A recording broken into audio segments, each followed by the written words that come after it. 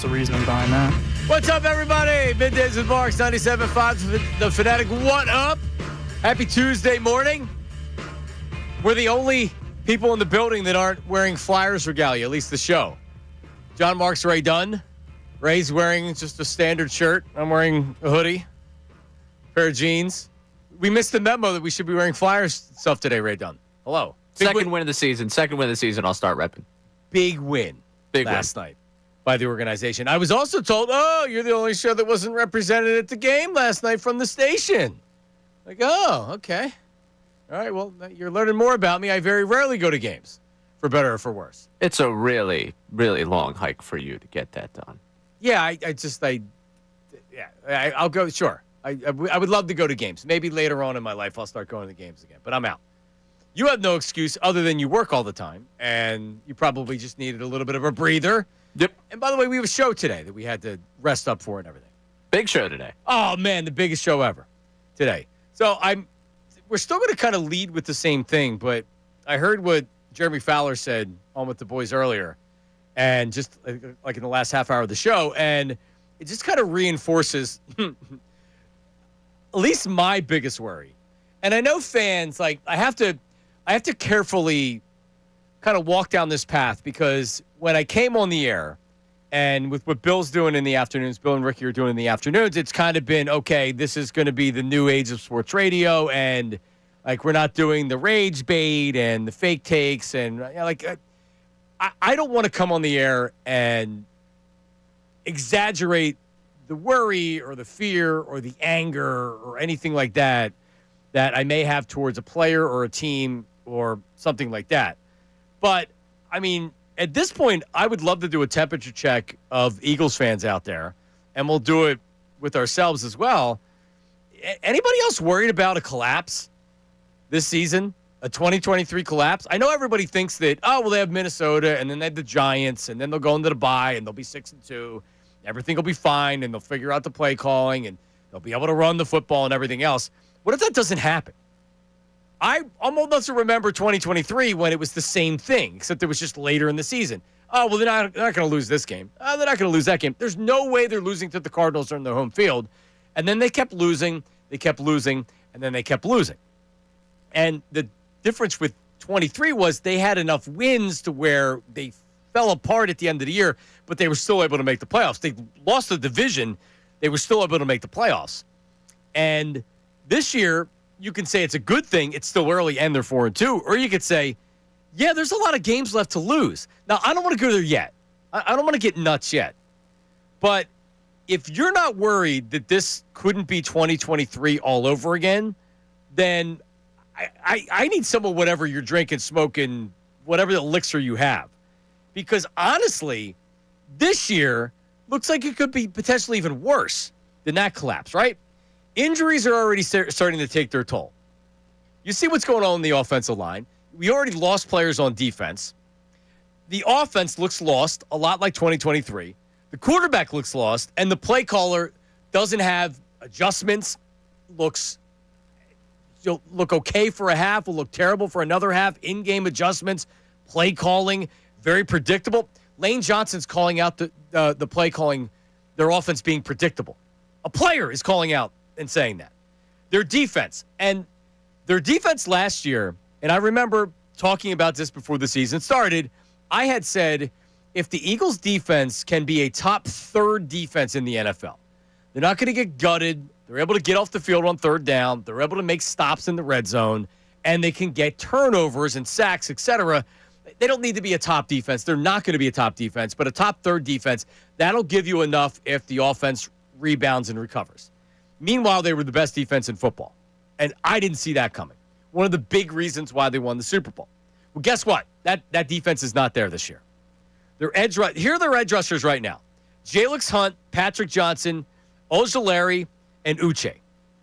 Combined have 1 sack. They're your 4 edge rushers after they had a player retire yesterday.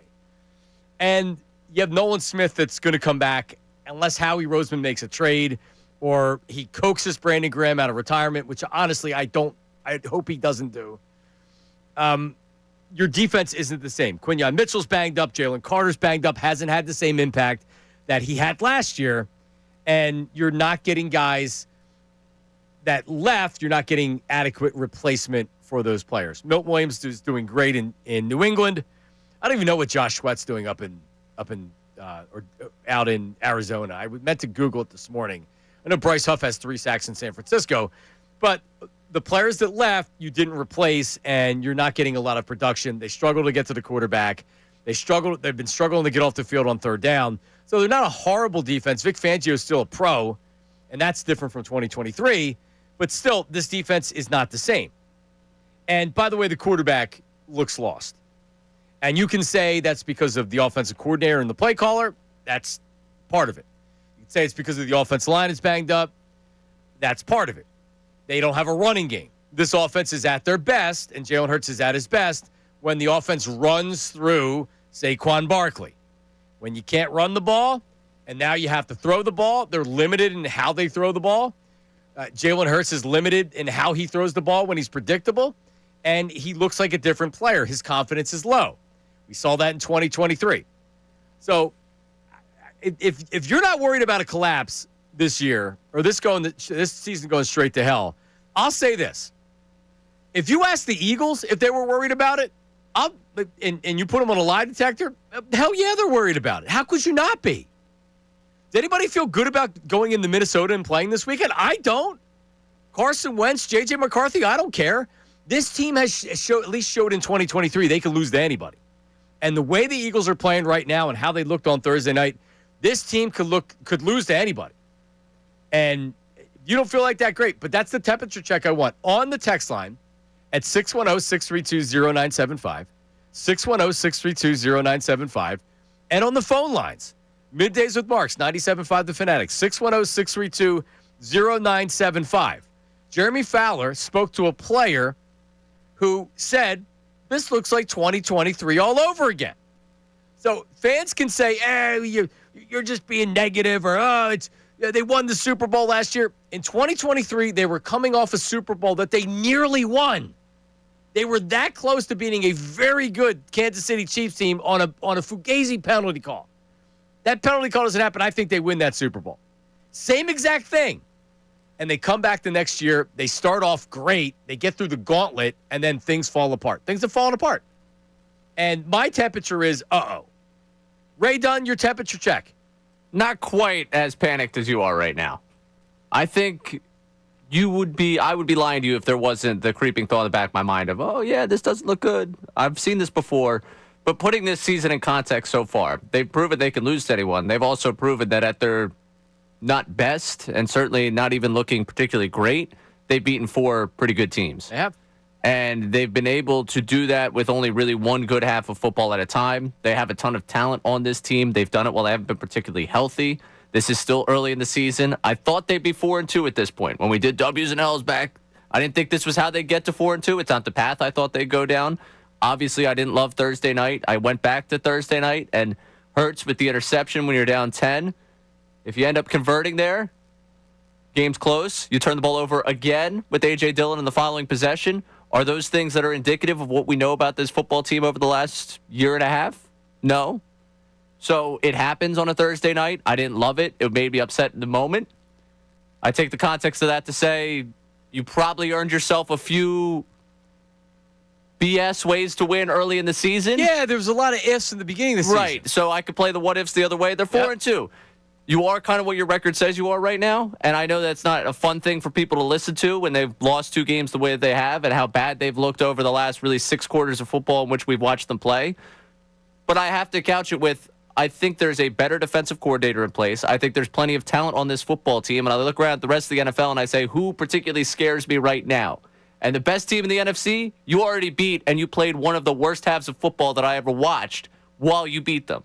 So, yes, there is the thought in the back of my head, this reminds me a little bit of what happened in 2023. It's hard not to. It's hard not to make the comparisons. But I don't think I've necessarily let the panic set in yet. I need them to limp to the bye. I need you to get me a win over these next 2 weeks, limp into that bye week, and then start to figure things out. Yeah, because coming out of the bye, it gets dangerous. At Packers, home against the Lions. At the Cowboys, home against the Bears. And the Bears had an impressive win last night. That they did. They helped you out last night. And they did. Yeah, they did. You certainly did. Washington doesn't look the same. It's not easy to win year after year in the NFL. All the Commanders fans that hadn't had a winner and they forgot what it was like to win, coming out to next year, it's not going to be as easy. Jaden Daniels doesn't look the same, right? Like, it's not coming as easy to them. They're not winning these close games. Last year, they beat the Bears on the Hail Mary. Yep. This year, they lose on a last-second field goal. 610-632-0975. Middays with Mark, 610-632-0975. Coming up next, Jeremy Fowler spoke to a player, and we're not the only ones talking about it. 2023, are they on the brink of it? We'll play that for you coming up. Get your reaction on the text and the phone lines. Middays with Marks, 97.5 The Fanatic.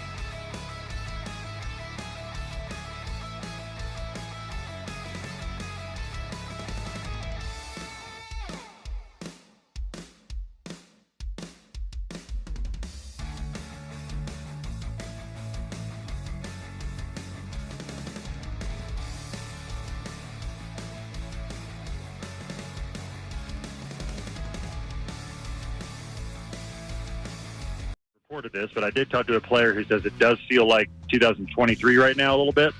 The end of 23, we've got to change that. We've got to redirect this thing to avoid that. You know, that was a pretty strong message that I was told, and so they got to sort of figure that out. And Jeremy Fowler on with Kincade and Salciunas. We're back, Middays with Marks on 97.5 The Fanatic. John Marks, Ray Diggity Dunn in today. You can... So hearing it, you can say, all right, they recognize it and they're out to change it. Because the story isn't written. The season isn't over. They're 4-2. They're still 2 games over 500. They're still in the lead in the division, right? Because, yeah, everybody else is losing. But you still have to be able to fix it. And it's a combination of all these things that we talked about. I mean, honestly, the health of the offensive line would probably be the biggest concern. And Jalen Hurts' play and him not being able to be a difference maker. When a lot of times with these elite quarterbacks, when everything else is going on around them, they're able to erase that. They can be an eraser to offensive line problems, to wide receivers being injured, to running backs being injured. You look at Baker Mayfield, and actually, I took a screenshot. I didn't post it. I meant to do it this morning. I was like, you know what? How many injuries does Baker Mayfield have right now? Bucky Irving, doubtful. Mike Irvin's questionable. Godwin, doubtful. The rookie wide receiver, Ibuka, questionable. He didn't play, right? Like, he has guys on the offensive line that are injured, and yet all he's doing is he's going out there and he's performing like he's got a full complement of everybody. And that's hard to do. But that's the type of player he is right now, Baker Mayfield. It's why they're chanting MVP at him. It's also 6 weeks into the season. We'll see where we are at the end of the year. But that's not happening with this team. I don't think it's the Super Bowl hangover because they did start the season 4-0, but it's impossible to ignore everything that we're looking at right now, from the fact that they're struggling with the new play caller and the quarterback struggling, and there's chemistry issues with the wide receiver and the quarterback. That Lane Johnson is chiming in about the predictability of the offense. That was a problem in 2023. Like everything combined, it literally looks like 2023 all over again, except there's more time to try to figure this out. What's the text line saying about all this there, Ray Dunn? Text line, as you can imagine, is freaking out to start the season.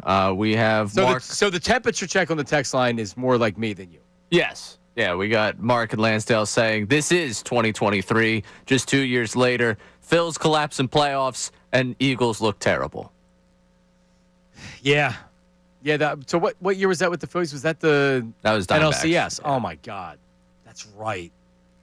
We got Sean and Cinnamon. This absolutely looks like 2023. I hired an OC that has never done this before. Instead of hiring a legitimate person, we hired a friend of the head coach from the staff. The players at defensive end and cornerback 2 look clueless. The offense looks clueless. You haven't played a complete game yet, and we are going into week 7. If this spiral continues, it won't just look like 23. It will be 23. All right, biggest Saquon Barkley and Eagles defense were the 2 biggest stories last year for the Eagles, correct? The 2 biggest reasons they're champions are what from last year? The incredible season of Saquon Barkley and the fact that the defense was the best in football. And this year, Saquon Barkley's averaging 3.4 yards a carry. The offensive line is beat up. The rest of the offense is suffering from it, and the defense doesn't look anything like the defense we saw last year. Zach Bond's still a good player. Has he had impact this year? The interception, what was that? That was a great interception, yeah. Yeah, I mean, he has. I think he's had impact. I think the biggest thing for this team right now is what you lay out with the trenches. And I know we talked to Jimmy Kempski, and we'll get that for you coming up. Like, that, to me, is a big part of where they're at right now. You were able to get Saquon Barkley in space. And Saquon Barkley in space, good luck stopping him. You're not able to get him in space so far.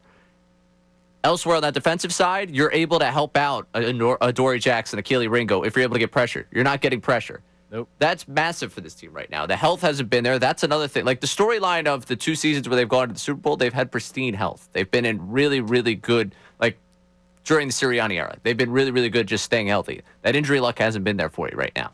And not having that, yeah, you could say this quarterback, that quarterback, this team, that team without health is doing really great things. You're 1 game out of the top seed in the NFC through 6 games with the health concerns, with the defensive concerns, with the fact that we don't think that they've put together a full 60 minutes. If you're keeping yourself within the hunt, I'm okay right now. Speaking of hunt, Jay Luxon has 3 solo tackles this year. Oh. In 6 games. 2 no more sacks. than I expected. No sacks. Right? So how you getting to the quarterback? You know what they're going to have to do? They're going to have to, John Campbell's going to become a defensive end because they don't have anybody else to put there. And when they drafted him, they talked about after they drafted him, he was recruited as an edge rusher. And he's going to have to start rushing the quarterback. Because 1 sack among your 4 edge rushers right now, that's trouble. Yeah, your most productive edge rusher that's healthy right now just decided he's done with football. Which is a whole nother thing. Now you have guys retiring, and you get. I saw Diana Rossini checked in and said, "Oh no, I'm told it was just personal. It's nothing more."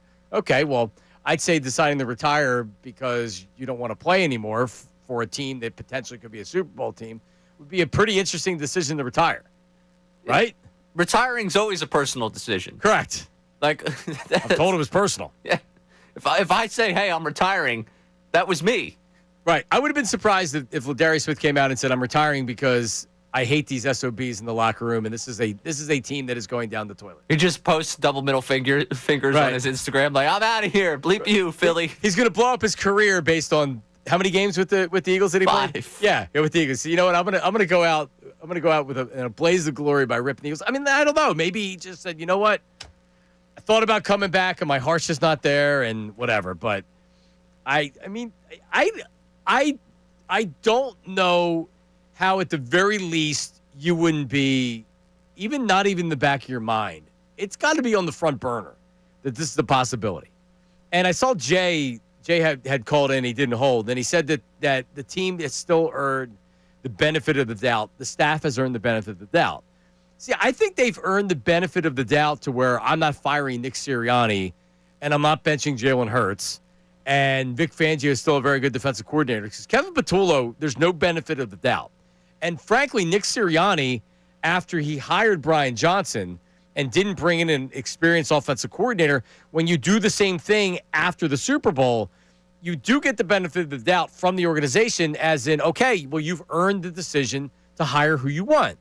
And I don't know if Howie Roseman and the rest of the front office thought that this was a great idea. I don't know.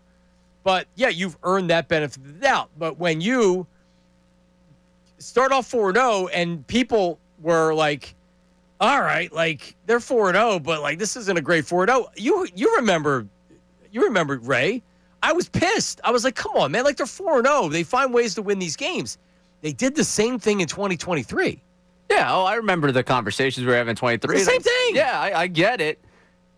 To, I guess, the credit of what they have right now, they went through 2023. Like, they know what it looks like to have the expectations, to get tight as a group, and just kind of fall apart. If they let it happen again, then, I mean, that to me, then we have to ask questions about the leadership here. We have to ask questions about all the big key characters of this right now. But they were 4-2 through 6 weeks last year. I know it's hard to, like, look through that. I feel like I'm Maury talking at the trade deadline. If you squint, you can still see that championship hope. Like, right now, if you squint, you can still see people are reminiscent of 23. After 6 weeks last year, we had been talking about how Nick Sirianni was bald and using his kids as a human shield at press conferences. Well, he did. Yes. But I'm saying, like, forgot about that. The storyline, it's always more likely you're not going to win the title. But I still think it's more likely that they are in the conversation when we get to the end of this. I think that's fair. I'm not squinting, though, at 2023. I could see clearly now. 2023 the rain is gone. No, I'm not squinting. Rear view mirror, I'm driving. That thing is trying to catch up with me. I'm going to just keep putting pedal to the metal. But what you said is true. It's so hard to repeat, and the odds are they're not going to win 2 straight Super Bowls. Right. And you can't say that now because there's an entire season that still left to be played. So there's no way it could be like, well, I'm not going to get mad or criticize them because it's so hard to win back-to-back Super Bowls. But the reality is that, like, a lot of teams, and a lot of teams right now in the NFL, like, they're not playing their best football. And we'll talk about this coming up later. Buffalo was terrible last night. That's a really bad loss. They're supposed to be the Super Bowl favorite in the AFC. They're not taking that baton. Go look at the AFC standings right now. Holy cow, man. Yeah, it's the Steelers who haven't played 5 games. They're 3-1, right? And then you have the best, and then Tampa Bay. Are they 4-1 or 3-1? And then Tampa Bay has 1 loss to the Eagles. 610-632-0975. Hit the text board. Hit the phone lines. Yesterday we spoke to Jimmy Kempski. And one of the biggest issues on the field is the trenches. Well, look at that. Plus plenty of texts feeling like this is 2023. Only Ray's squinting. I'm not squinting. I can see it. That's coming up next. Middays with Marks, 97.5 The Fanatic. Now, on 97.5 The Fanatic Sports Update.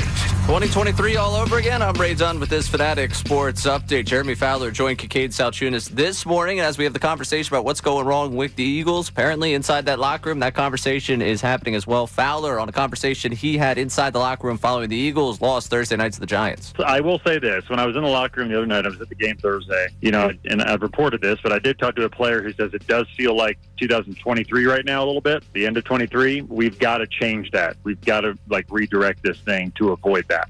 You can listen to the entire conversation with Jeremy Fowler on Kincade Salciunas on our website, 975thefanatic.com and the Fanatic app. But obviously not something you want to hear about a team that's 4-2, and we've seen them squeak by on 4 of their wins and obviously look pretty bad at those 2 losses. We'll continue to break down everything going on with Birds ahead of their matchup with the Vikings coming up on Sunday. Elsewhere, where it feels like 2023, another disappointing loss for the Phillies in the postseason. Rob Thompson will remain as the manager of the team. Thompson and Dave Dombrowski will speak to the media Thursday at 11 o'clock. We'll carry that here at Middays with Marks. And last night, the Flyers win their home opener 5-2, so a good sign that things might be turning here in Philadelphia. This update's brought to you by Mercedes-Benz. Looking for an exceptional driving experience? Experience the power, precision, and intelligence of an iconic Mercedes-Benz SUV. Your local Mercedes-Benz dealer today. I'm Ray Dunn, your home for the best Birds coverage. 97.5 The Fanatic, 97.5thefanatic.com.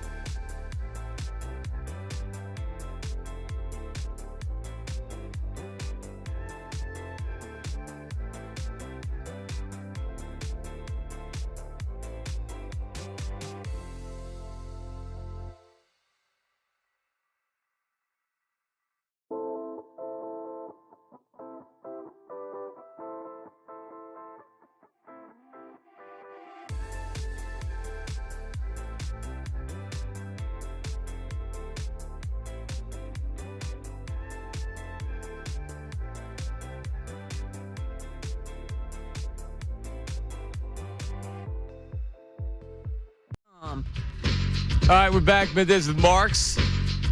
A new game show that's sweeping the nation coming up at 10:55. It's called Phillies Back or Pack. Get it? Back. They're coming back. Pack. Pack your bags. You're out of here. 10:55. That was Ray's idea, by the way. Ray's name. It's a good one. Yeah, stay or go. I mean, come on. Let's grow up a little bit and have a little creativity. Yeah, and you did that.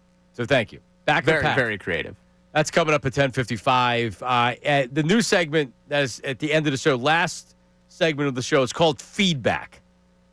And it's your feedback from the show. It can be some, funny moments. Doesn't have to be strict sports. Like yesterday, people were busting my stones because I was wearing my hat backwards.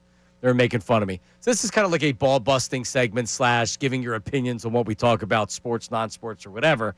And you get to it by texting, and make sure you put your name and your location. That's how we can kind of differentiate between a regular text and that text.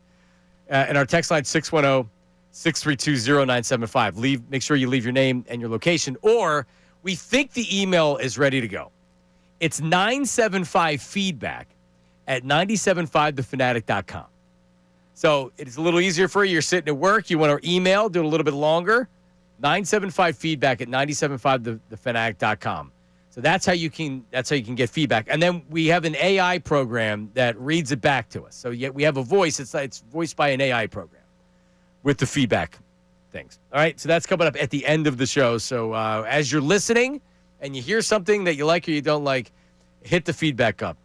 So Jimmy Kepsky with us yesterday. And he said something about what's going on with the Eagles. Their biggest issue is the trenches. Here's Kepsky. Even when we saw when they were 4-0, we could kind of see that they weren't playing the same way that they were playing, obviously, when they closed the season last year. To me, I think the biggest issue is in the trenches, where we have seen them dominate, certainly on the offensive side of the ball, for years. And then last year, at times, they dominated on the defensive side of the ball. Not always, but at times they dominated on the defensive side of the ball in the trenches. And we're not seeing that this year. No, I think it's fair to say they dominated on the defensive line last year. And no team's going to do it every minute of every game. But if you go back to the Super Bowl, what are your memories of the Super Bowl? Jalen Carter, giving the double punch to Pat Mahomes' face. Milton Williams, just in his face the entire time. The Chiefs' offensive line was no match for what the Eagles had, right? And then the offensive line was the same thing, just both sides of the ball. The two Super Bowls that the Eagles have won, the strengths of their team were the offense and the defensive lines in both of those teams.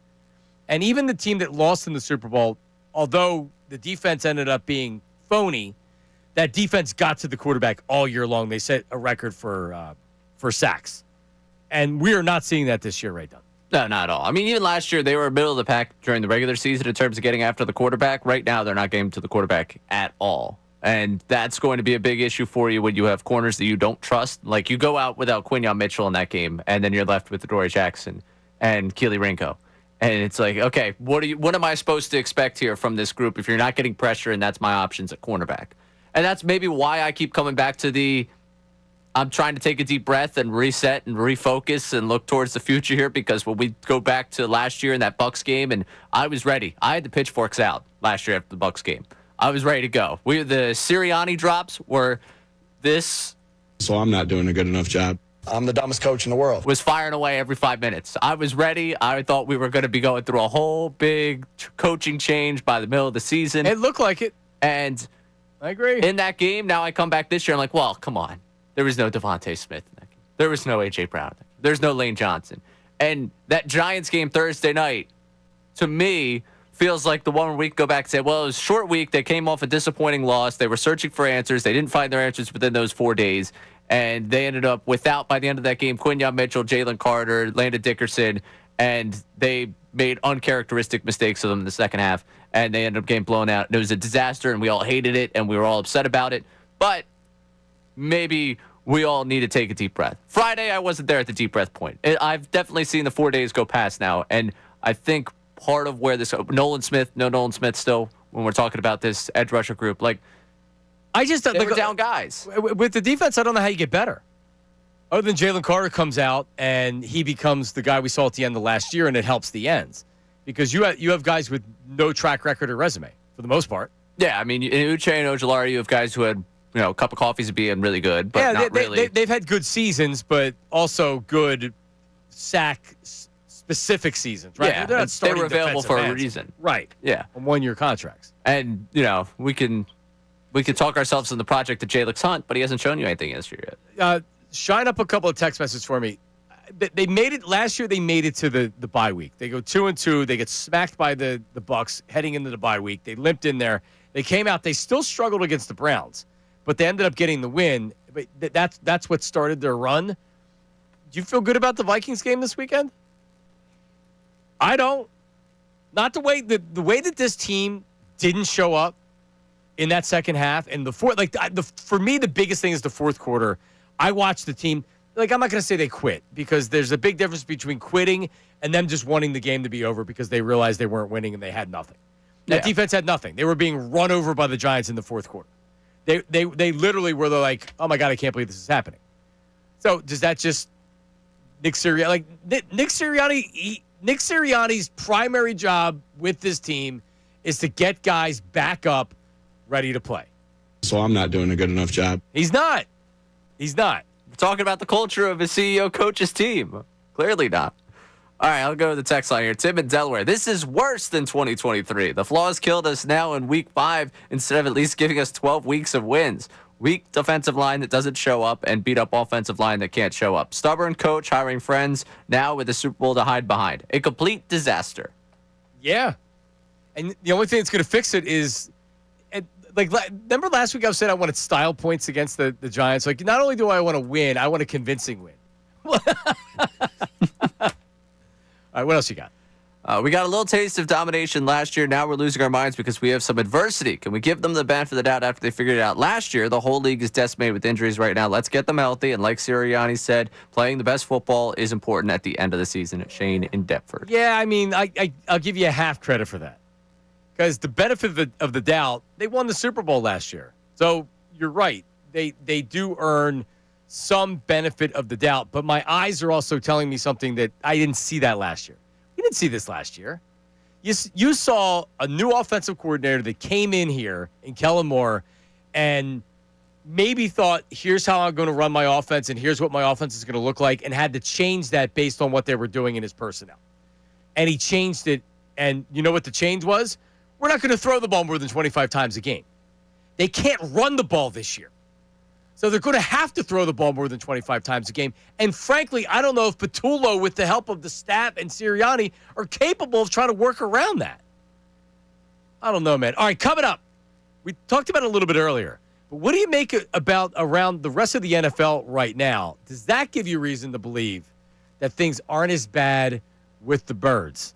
We got that coming up next. Middays with Marks, 97.5 The Fanatic. Philadelphia is a sports city full of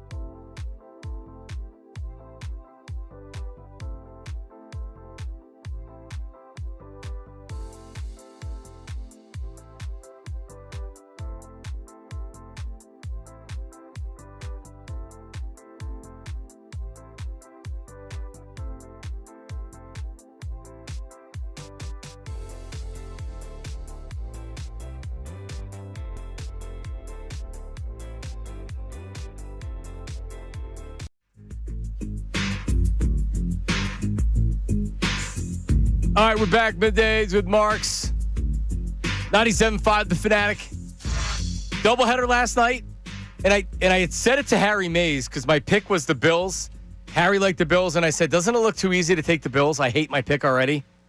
And the Falcons pretty much dominated the whole game. That run defense for the Bills, not good. An issue. And they got behind the 8 ball, and they became predictable, and it became difficult to watch. Heading into a bye week. And it looked like that they just wanted to get to the bye week in the second half. Bijan or bust. Bijan looked unbelievable last night. The Falcons looked good last night. That was a good win for the Falcons. Meanwhile, the Bears on a last-second field goal beat the Commanders. So Chicago looks like a different team this year. But so we have a Josh Allen interception. Here's last night. No, we don't. So, and this has been pointed out to me. I just looked at my Instagram, John Marks Media.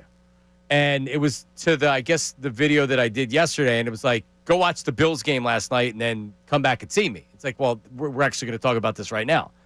Yeah, so who are the teams in the NFL prior to the season that everybody was talking about being the Super Bowl favorites? Well, you had the Bills, you had the Eagles, the Chiefs are always going to be involved in the conversation. The Lions, who else are we talking about? The Packers probably were mentioned in there.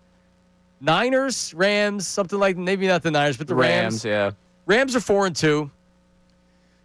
The Bucks, but I feel like the people slept on the Bucks a little bit this year. We'll see where they are by the end of the season. They're 5-1, so they're the best team in football. Packers 3-1-1. Lions 4-2. They lost to the Chiefs on Sunday night. Bills with a bad loss last night. They're at 4-2. That's 2 straight losses too. They lost to the Patriots and to the Falcons 2 weeks in a row. Steelers are 4-1. So, I mean, honestly, the Colts at 5-1 and the Bucks at 5-1, they are the 2 quote-unquote best teams in football. We'll see where they are at the end of the season, but everything that you expected coming into the year hasn't happened. Eagles have struggled here the last couple of weeks. Bills have struggled the last couple of weeks. Packers, who after they came out looking like they were going to be the Super Bowl favorite, they've struggled. So it is, I guess, the NFL when you think you know, you don't know anything, right, Don? No, you have no idea, and that's the beauty and the infuriating part of this whole thing is like as much as we're upset here, it's like they're having these conversations everywhere. The Bills the last 2 weeks, I could assure you, today in Buffalo, it's just another Bills season. Got our hopes up. This is another team that looks like the one that failed us before. And like going down the list here, I'm sure when you go, I don't know, maybe the Lions feel good because their 2 losses have been bad. I mean, I'm sure they're not feeling good this week because you lose to the Chiefs. Maybe they're like, hey, listen, it's the Chiefs. You move on. I don't know necessarily what the expectations in Detroit are consistently. The Packers, they had the great start like you mentioned. I think last night watching that Bears-Commanders game, the biggest takeaway I have, and it's something that I don't think maybe we've talked plenty about, but it certainly gives you a little bit of credit for the Eagles becoming this golden age and like becoming the gold standard thing that they've had in the 21st century. We don't give enough credit to the other teams in this division for helping out with that. Like the Cowboys with Jerry Jones getting in the way, how awfully run Washington was for such a long time, how bad the Giants have been for a decade now since that last Super Bowl. Like same thing when the Eagles under Andy Reid 25 years ago, part of the reason why they dominated the NFC East for as many years as they did was the teams around them weren't any good. The Giants were good, then they weren't. Washington was always a disaster. Dallas has been a disaster. Washington found a way to lose that football game. I mean, it was a turnover late. That set up the Bears. Bad turnover, too. They're able to run that one out. And it's funny when you look at this division, the Commanders have a plus 32 point differential this season. The Eagles are -1 right now, point differential for the season. And the Eagles are the one game up on them. I'm sure there's people in Washington right now like, the division's going to be ours. Just wait. And then they lose last night. I saw it prior to the game. This is our division. But so look at it from this way. And by the way, last time back-to-back NFC East winners has been 21 years. It's been a while. And for whatever reason, it's one of the weirdest stats in sports. And you're wondering this year if it's going to be the year, the way the Eagles have started off. Yeah, I'll be honest with you. When you talk about 23, the one thing that sticks out to me is this going to be a wild card Eagles team? That stupid stat's going to be floating around again at the end of the season? Yep. Like that's almost where I go with this. All right, so we know that, like you had said, we may look at a team like the Lions differently than they would in Detroit. Just like we probably look at our teams differently than a lot of people do elsewhere. We're very hard on our teams. When we're knee deep, we may not have a clear picture that other people do. But I'll ask this. What do you think people around the NFL are saying about the Eagles right now? Because what we're saying is they won the Super Bowl last year. Let's give them the benefit of the doubt. We know this doesn't look good, and we're worried that it's 2023 all over again. And I feel like that matches the sentiment with the people on the outside, that the outside doesn't have a different view than we do. We're not overreacting. I think the outside sees it the same way. I think the Eagles have gotten to a point where they've been good for so long that the outside, there is a subset of the outside that wants to see them fail, that is going to run with. Like, I feel like every September we get, are the Chiefs dead? And, like, the Chiefs are now 3-3, a game out of their division. They lost to the Jaguars. And if you told me that they lost the Jaguars in their first 6 games with that schedule, that they'd be 3-3 in a game out of their division, I would tell you were crazy. But here we are. They're still alive. But didn't most people say they'll figure it out? Because they always do. Yeah, but I feel like every September we do, like, that storyline runs naturally. Oh, right. Mahomes, like, I think that's what's happening with the Eagles right now, because you have a data point to point back to. Like, 2023 is the data point for you to point back to say that Eagles team didn't figure it out. They didn't put it back together. They won in ways that we've seen so far. I don't know. I feel like the national perception right now is this Eagles team has so many things in which they have yet to figure out this season that we got to say, they might be able to do it because the talent's there, but let's be concerned. Okay. I appreciate your confidence that you lacked in the Phillies. And by the way, you know what? You weren't right. You were wrong about the Phillies. Yeah, I gave them 2 wins in the divisional series. They only got 1. No, you were scared that they were going to come in and get blown out by the Dodgers. That wasn't the case. While they said they were going to lose in 5. What do you mean blown out? But so I didn't go into the series. I don't leave the series with the Phillies saying, like, tail between the legs like I did with the Mets. Yeah. My tail was between the legs with the Mets. I was like, this team sucks. This team's pathetic. I don't feel like that. No, I didn't feel like they're pathetic. I thought the Dodgers were the better team. Agreed. Correct. But you are confident in the Eagles. Yeah. You do have a backbone in the Eagles. Yeah, I have a backbone in the Eagles. I mean, it's too early in the season for me to bail, is really where I'm at. Well, I mean, no one's bailing. Maybe. Yeah, I mean, if you're concerned about 2023, I feel like that's the ultimate, oh, man, I think this thing's going to go off the rails. It is. It's a real concern. It's a carbon copy to it. There's a check engine light on. A guy like me might ignore it, but, you know. Is there a check engine light in your what kind of car are you driving? The 02 Toyota Avalon. 02 Toyota Avalon. How many miles? 170. Toyota, that's fine with the Toyota. Yeah, no. I got another 100 left in that thing at least. Easy. All right, coming up, we're going to get to the Phillies. The debut of Back or Pack. We're going to take one player today, and we're going to discuss, should he be back or should he pack? That's who we have. That's coming up next. Middays with Marks, 97.5 The Fanatic. Now on 97.5 The Fanatic Sports Update. 2023 all over again. I'm Ray Dunn with this Fanatic Sports Update. We had a chance to hear Jeremy Fowler join Kincade and Salciunas earlier today. The reporter for ESPN on the NFL joined the morning show to talk about the Eagles, where they're at right now, and gave us some insight into that locker room Thursday night after the Eagles lost to the Giants on Thursday Night Football. I will say this. When I was in the locker room the other night, I was at the game Thursday, and I've reported this, but I did talk to a player who says it does feel like 2023 right now a little bit. The end of 23, we've got to change that. We've got to, redirect this thing to avoid that. Have to avoid it, have to avoid the troubles they've had offensively, the conversations we're having about that locker room, and obviously the fact that they're squeaking by with wins right now, sitting at 4-2, now awaiting a matchup with the Vikings this Sunday in Minnesota. We'll continue to react to that throughout the show today. Another team that gives you a 2023 feel is the Phillies, because they went out disappointingly again in the postseason. We'll have Rob Thompson and Dave Dombrowski's presser for you at 11 o'clock live here on the Midday Show. Coming up on Thursday as Thompson is back as the manager for the Phillies. The Flyers won their home opener last night, a 5-2 victory for them, so hopefully turn the tide for Philadelphia. This update's brought to you by Mercedes-Benz. Looking for an exceptional driving experience the power, precision, and intelligence. An iconic Mercedes-Benz SUV at your local Mercedes-Benz dealer today. I'm Ray Dunn, your home for the best birds coverage. 97.5 The Fanatic, 97.5thefanatic.com.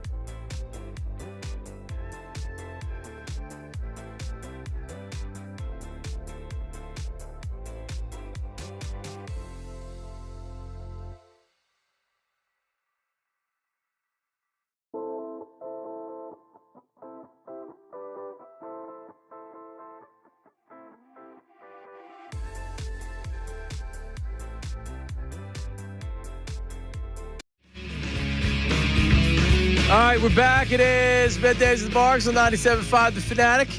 WPEN HD1 Burlington, Philadelphia. A Beasley Media Group station broadcasting live from the Comcast Business Studio. Powering possibilities. The feedback line is our text line, 610-9804. 610-632-0975. What number do I keep giving? I don't know what you just broke into there. I don't want to say it because I'm afraid that it's the hotline or something, and I'm just, when I say 610. No, I don't think it's the hotline. I know what the hotline is. You didn't give out the next three digits of the hotline. It's Glatt's number, 610-9804,000. There you go. They'll give you feedback on something, I'm sure. So I was so used to the only time I would use 610 would be with that. Now I'm 610-632-0975. I'm not trying to give a 215 number. So I have these numbers that are in my head. My childhood home phone number was a 610. So I was always worried I was going to give that one out. Do you know your landline? Yes. I know my parents' landline. Yeah, I know my parents' landline. That's the only number I have committed to memory. I don't have anything else memorized. Really? Yeah. Yeah, there's not really a need for it, right? No. I mean, if my phone's dead and like I needed in a pinch to call someone, I'd be in trouble, but you know. Yeah, you'd be calling your parents' landline, hoping somebody answers. I think they still have it. Isn't that crazy? Yeah, it's not good. But I mean, I would think a lot of people out there are the same way. I remember when I first started dating my wife, and she's like, "What's my phone number?" And I'm like, "I don't know. It's on my phone." And she was like, "You need to know my cell phone number by heart." And I'm like, "Okay," and I did. But like, I know both parents' cell phone numbers to memory. I don't. But I can still tell you my best friend's landline, like my neighborhood best friends, their parents' landline. I can still tell you that number. I can still tell you a lot of the landline numbers, but that's because you had to commit to memory, and you'll never lose that. Right.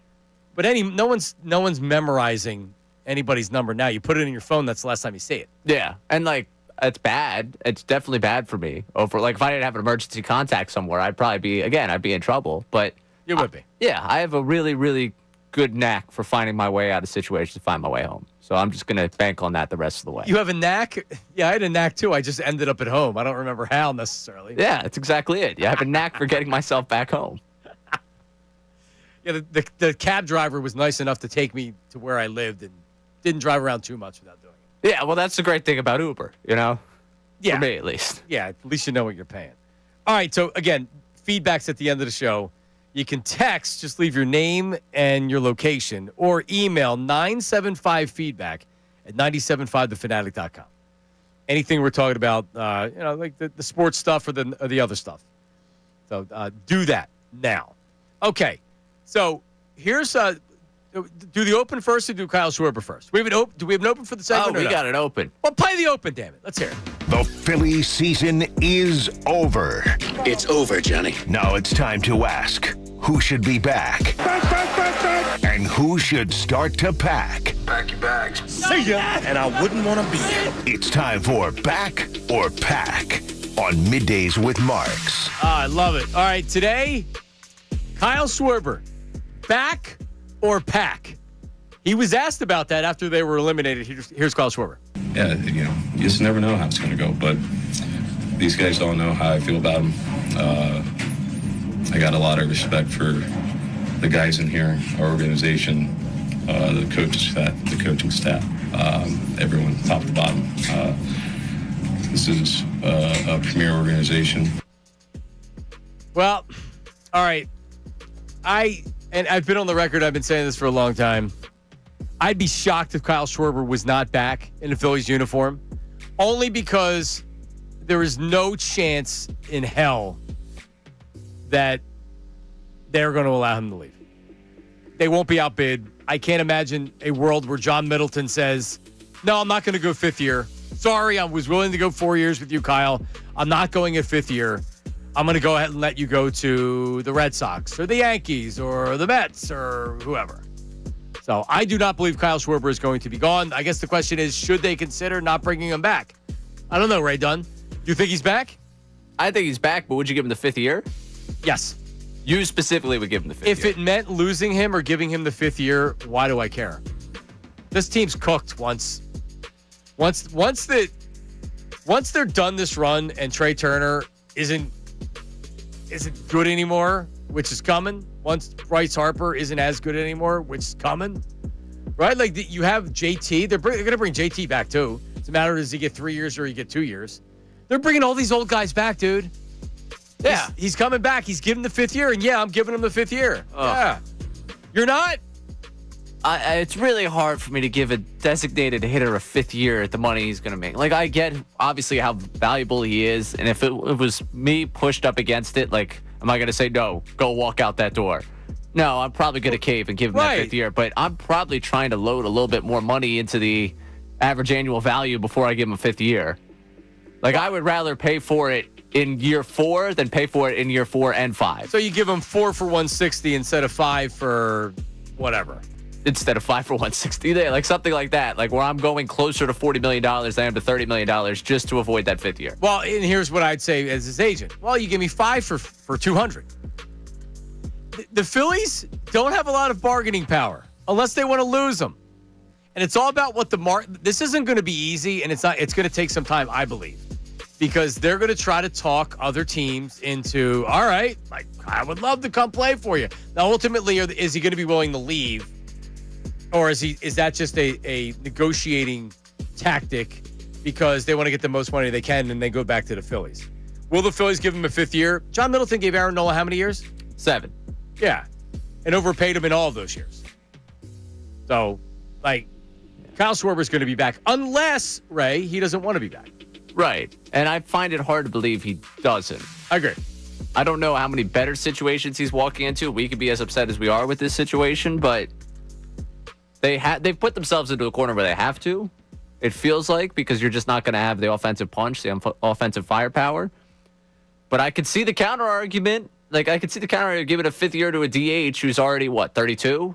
We're going to be talking about him at 37, Harper at 37, Turner at 36 in the same lineup. Obviously, down the line, everyone's going to be in trouble because of the money they've spent, and you're going to be at the end of that Nola contract. Well, you're paying him based on a career year that he's not likely to have again. Right.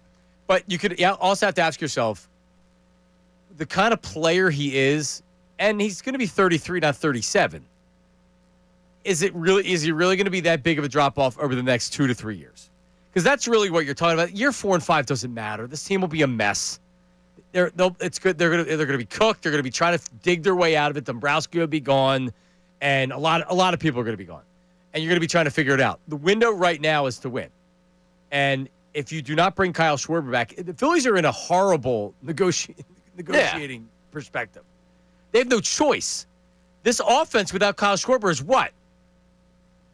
In trouble. In trouble. Dire straits. That's why if I'm trying to negotiate power here, I'm trying to negotiate up the average annual value just for the next 4 years and avoid that 5th year. I don't know who else they're going to be able to turn to and say, I'm going to give you 5 years, though. But at 5 years with less money per year, you can do more. Right? Like, what do you care about year 5 right now? You're trying to pinch pennies and not give them the 5th year, and it's like, okay, well, I don't want that 5th year. I don't disagree. I don't want to give them 5 years either. And I know the Phillies don't. But if you keep that average annual to a 5 year, it spaces it out a little bit. That's less money and potentially another relief arm you can get.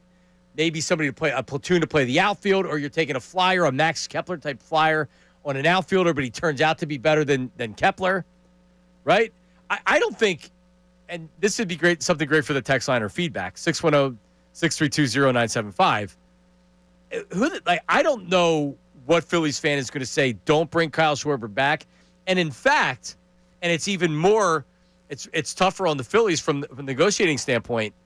If he doesn't come back, what's the reaction? And what does a Phillies fan feel like heading into 2026 after another year of disappointment? And that's why you don't have any power. You have none. I'll be sitting here if you lose him, like, how'd you end up losing him? He's not going to get a contract he's not getting a $300 million contract. So you don't have to worry about that. He's not getting the contract where it's like, well, they literally can't pay him that. That's ridiculous. But he's going to get a contract to where you don't want to pay that, but you're almost forced to because he's your best offensive player. And this is next year would you say next year is the last window of opportunity year with this current core, or their best? Because you're bringing JT back, right? And that's going to be for another year. But if he comes back, he's going to be 35. He caught the most innings of anybody in baseball last year. Yeah, which is why going into this year, I was like, it feels like probably the best chances of passing them by. And then they put up 96 wins again. Right, and I'm sitting here like, oh, okay, maybe not. Yeah, at some point you have to come to the end of the road. Like, this road continues to go down this path, but we've gone from the pavement to the gravel. At some point, I'm running into the dead end. And, like, right now, I think you're driving on gravel, and at some point you're going to come to the dead end of this road. I think it's closer than I think it's quite close, because I think we've all come to admit that. I was saying after 2023, I thought we were closer to the end, and we still got 2 more years out of this run. Yeah, they're still a playoff team. They have really good starting pitching. Right. Dombrowski knows what he's doing. When you spend as much money as the Phillies do, if you're not making the playoffs, that's a problem. Yes. And at some point, that's going to be what happens, and that's what's going to break everything up. Maybe there's a little bit of me, and this is shame on me because he hit 56 home runs this year, and he's in a different spot than where Howard was in 11. But giving a 5-year extension to a left-handed power hitter as he's about to enter his mid-30s. What's he did with Ryan Howard? Well, Ryan Howard had to play the field. Like, if Howard was a designated hitter, maybe... it still goes poorly, still towards his Achilles, and things change. But giving a 5-year contract to a guy in the middle of his 30s, you could see that evaporate pretty quickly. Yeah, but hang on. And I get it that you don't want to, when you're a DH, there's no flexibility at all. At least if you can play as a part to full-time player in an outfield position or first base, it gives some flexibility that you can use other guys as DHs. And with Schwarber, there's no flexibility. If he plays left field, it's going to be for a couple games a year, and that's it. Yeah. But, like, if he did play left field and you would say, all right, well, he's not a good left fielder. You're not signing him because he's a left fielder. You're signing him because of his bat. Right. So you're putting him out there to be a poor defensive player, but you're signing him because of his bat. So who cares if he's a DH? You're signing him because of his bat. So I worry less about the DH stuff than a lot of people do. They can't afford to lose. No, they can't, and especially the leader he is. So all the intangibles on top of it. Yeah. The player, the production, the intangibles, the fact that he was able to back cleanup this year for a lot of the year, and he was your biggest run producer. He stays healthy. Knock on wood. Hasn't been hurt. Right? Like everything you're looking for out of him, other than, you don't want to give him 5 years because we've seen this story before. I'm just curious, are we still in blank check territory? Yeah. I mean, ultimately, you're not going to give him 10 years. No one's going to come along and do that.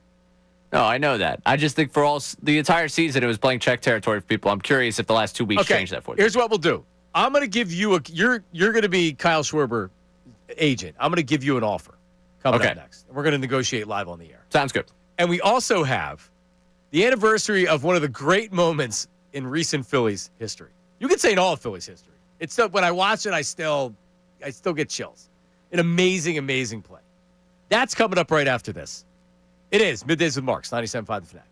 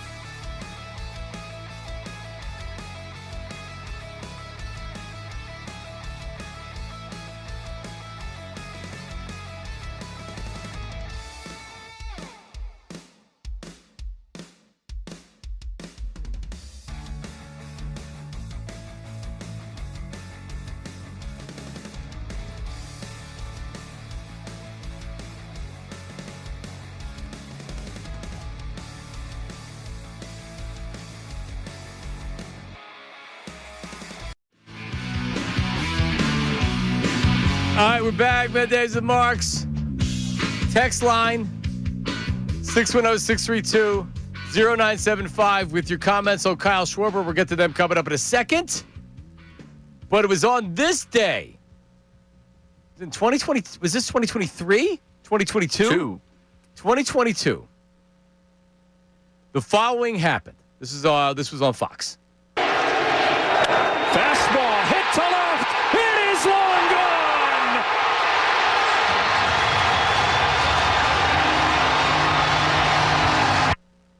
Rhys Hoskins bat spike. How are you? One of the I remember where I was. I remember what I was thinking. Moments in that Phillies run right there. It's an amazing moment for Rhys Hoskins. He was coming off. Remember Rhys stopped being able to catch the ball at first base. Yes. He kept dropping routine balls that were thrown to him, Which was the greatest guarantee the next day he was going yard. right? Always bet the Rhys home run the day after he forgot how to catch the ball. And that was such an emotional moment for him and the fans. Like, I haven't felt like that the last couple of years. I don't think anybody has. But there hasn't been those moments. Early in this run, you had Bryce Harper's home runs, you had Rhys Hoskins' home runs. There was real juice. The word around baseball, the talk around sports was Citizens Bank Park is the best atmosphere in sports. Like, look at it. It's crazy. It's a great home field advantage. It gives the Phillies such a lift. Look at all the red. Look at the towels and everything else. I haven't felt like that since. It's been years. I think since Game 2 of the NLCS in 23. Like, they were up 2-0. Stubbs makes the comment about going to jump in the pool. Like, at that point, the energy was still there in the ballpark. I mean, they crushed the Diamondbacks in that game. They're up 2-0 on them. You think you're going to win back-to-back pennants. All you have to do is win 2 games out of the next 5. You got back there in Game 6, and I wasn't there at that Game 6, so maybe I can't speak to it. Maybe someone that was there would be upset if I said this, but I think there was a little bit of tightness coming back, having only won one of those 3 out there in Arizona. Oh, totally. And then you got to Game 7. I remember being there in Game 7, and Bohm hits the home run in that game. And Bohm, there was a big conversation whether he should be batting cleanup at that point. And that energized the crowd for a moment, but it was like as long as the Diamondbacks stuck in this game and kept with you and then had the lead, like you didn't feel like there was an energy, a buzz about the place. Like the last time I felt that way was when I was just celebrating. Like I left that Game 2 of the NLCS in 2023 like, they're going to do it. They're going to win the World Series. They're going to do it. Yep. And I haven't been able to recapture that.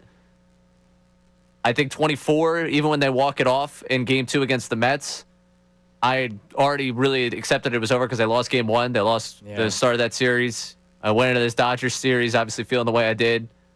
So, yeah, you haven't been able to really recapture and feel that. But even in the World Series, when you think about it, they had a lead going back home. They got no hit at home. They had the lead. They had a 2-1 lead in Philadelphia. After the first game at home. In the World Series. Yeah. After that Game 3, I walked out there like, oh, my gosh. We're going to win the World Series. Yeah. I told Bryce Harper I was going to get his face tattooed on my back. I'm going to have to do it. This is going to be the worst. And they lost, and I wish I had a Bryce Harper tattoo on my back right now just because the Phillies would have won a World Series, and I'm never doing those stupid bets again. That's going to be you. But, yeah, and that's kind of like – that was a great run. And Rhys was a big part of the energy that team had. Well, yeah, and the release in that moment of here's this guy that's been here through all of just the disaster of 2017, 2018. He's here for the Kapler years. He's here for the Girardi years. This guy's one of the longest tenured Phillies, and he just smokes this ball to left field, releases the mistake that he made, and kind of releases that era of terrible Phillies baseball on a day where they swing the series against this great Braves team and put themselves in a position to win that series. It was awesome. That run, you're not going to be able to capture that euphoria without a championship just because of how unexpected that run was. It was unbelievable. My generation's 93 is what I always go back to. Like, I didn't understand how my dad loved the 93 team as much for a team that didn't win at all. And then 2022 happened. And I was like, oh, yeah, I can understand why you'd love a team that didn't finish the job. Yeah, well, I mean, yes, and that was an incredibly unique that year was the only year that it was going to happen type team. But yeah, it's when you don't have the expectation and you really kind of fall in love and you grab onto a team, and that was that team right there. By the end of May, they had a bench coach that appeared in a Derek Jeter commercial managing a team that was 8 games under 500, and a guy they called Wolfie starting at second base in Nick Maytime. At some point, you're sitting there like, what are we doing? Yeah. We have some Kyle don't bring Kyle Schwarber back texts. We do. You're telling me? Yes. Tony from Willow Grove. I would overpay Alonso and let Schwarber walk. So my buddy Vince messaged me and said, what about getting Kyle Tucker, who didn't have a great year in Chicago? And you're probably giving 10 years to Kyle Tucker? They're probably going to be in that range, yeah. 8 to 10. Yeah, I don't need to do that. Jake from Delran. The only way I'd be okay with not signing Schwarber is if they go after Kyle Tucker, who is younger and more of a bat-to-ball guy who can actually play the outfield. I still think this team needs a bigger shakeup. I'm not sure if Middleton is ready to spend another $200 million with that core. At the end of that text right there, I would say you're spending $200 million. Was it? I think it was yesterday. Ricky Bo was talking about he's not getting fooled again. He already if you run it back again, you have to expect the same results, which is they're going to win regular season games, but then when it gets to the playoffs, they're not going to be good enough. See, I don't like if they run, they're not going to be able to run it back. They're going to run it back with the veteran core, but they're not going to be able to run it back. It's so important this year that they change the dynamic at least a little bit, and that means no Bohm. Man, you can't come back with Bohm as your third baseman. I'm sorry. Well, that's the thing. If you're going to keep this top 4, and I call it top 4 there in quotes, of Schwarber, Harper, Turner, and Realmuto, there has to be changes, multiple changes, 5 through 9. You can't just run back the same 9 and keep saying, yeah, well, we won 96 games. Like we're right there. Left field's going to be different. Maybe it's like you will get some youth in here. Crawford's going to play one of the outfield positions. I believe he starts the season. I've seen Aiden Miller talk. Maybe he's your third baseman. He should not, and I'd be shocked if he started the season as a starter. He's not ready. He just barely he struggled first half of the season at Double-A, and then he picked it up for sure, and then he ended the season at Triple-A. But I wouldn't. He's 21. He'll be 22 in June next year. He's not my starting third baseman. Who, by the way, hasn't played third base in the minors. So he's got to start in AAA next year, and he's got to earn his way up. Painter's probably starting just because it's sheer numbers. You're going to need him to be the starter. And you're working platoons probably at both corner outfields. You're going to have a couple of outfielders, and you're going to have platoons in right field, maybe left field as well. Marsh is probably back. Is Bader back? That's a $10 million mutual option, or you buy him out for $3 million. So I put this out there yesterday, just on my Twitter, a poll question. When the Phillies open up the 2026 season, how many of the postseason outfielders, so Marsh, Bader, Castellanos, Kepler, Wilson, are on the roster? And 52%, now not a giant sample size here, 52% of the people voting on this one said 2 of those 5. It's figuring out who those 2 are. Give it to me again.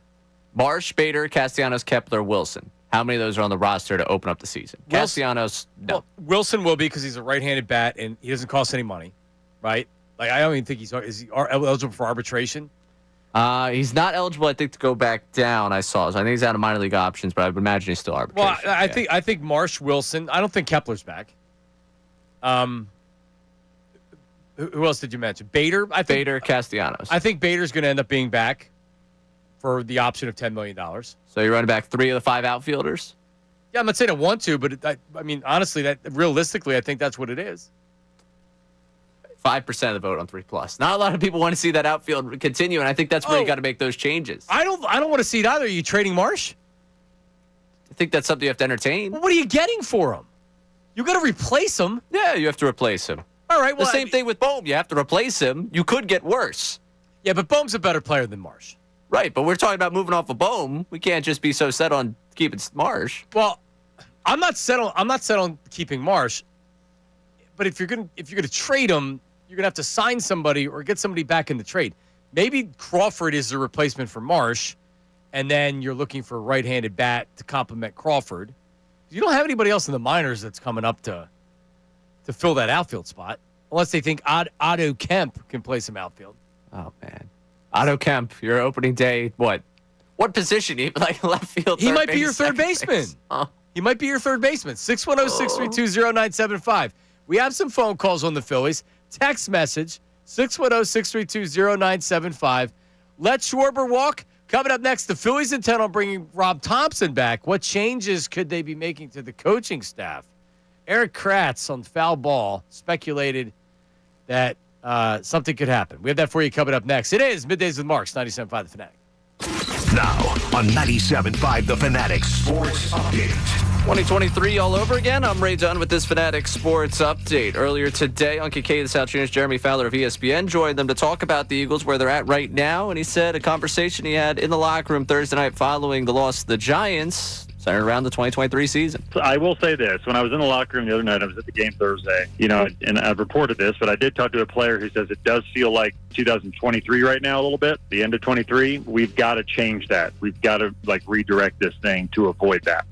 Not great to hear for a 4-2 team that's lost 2 in a row and was squeaking by in those first 4 wins. They'll try and get it to win number 5 this weekend in Minnesota against the Vikings. As we'll break down everything going on with this Birds team throughout the show today. Jeff Mosher joins us coming up at 12:55 to break down everything going on with Birds as well. As for the Phillies, why it might feel like 2023, we're talking about whether or not they should run it back one more time. As the Phillies decide to run it back with Rob Thompson, he will meet with the media and Dave Dombrowski 11 o'clock on Thursday. We'll carry it live for you here on the Midday Show. And last night, the Flyers winning their home opener, a 5-2 victory for them, hoping to turn the mojo of the city. This update is brought to you by Mercedes-Benz. Looking for an exceptional driving experience? Experience the power, precision, and intelligence of iconic Mercedes-Benz SUV at your local Mercedes-Benz dealer today. I'm Ray Dunn, your home for the best Birds coverage. 97.5 The Fanatic, 97.5thefanatic.com.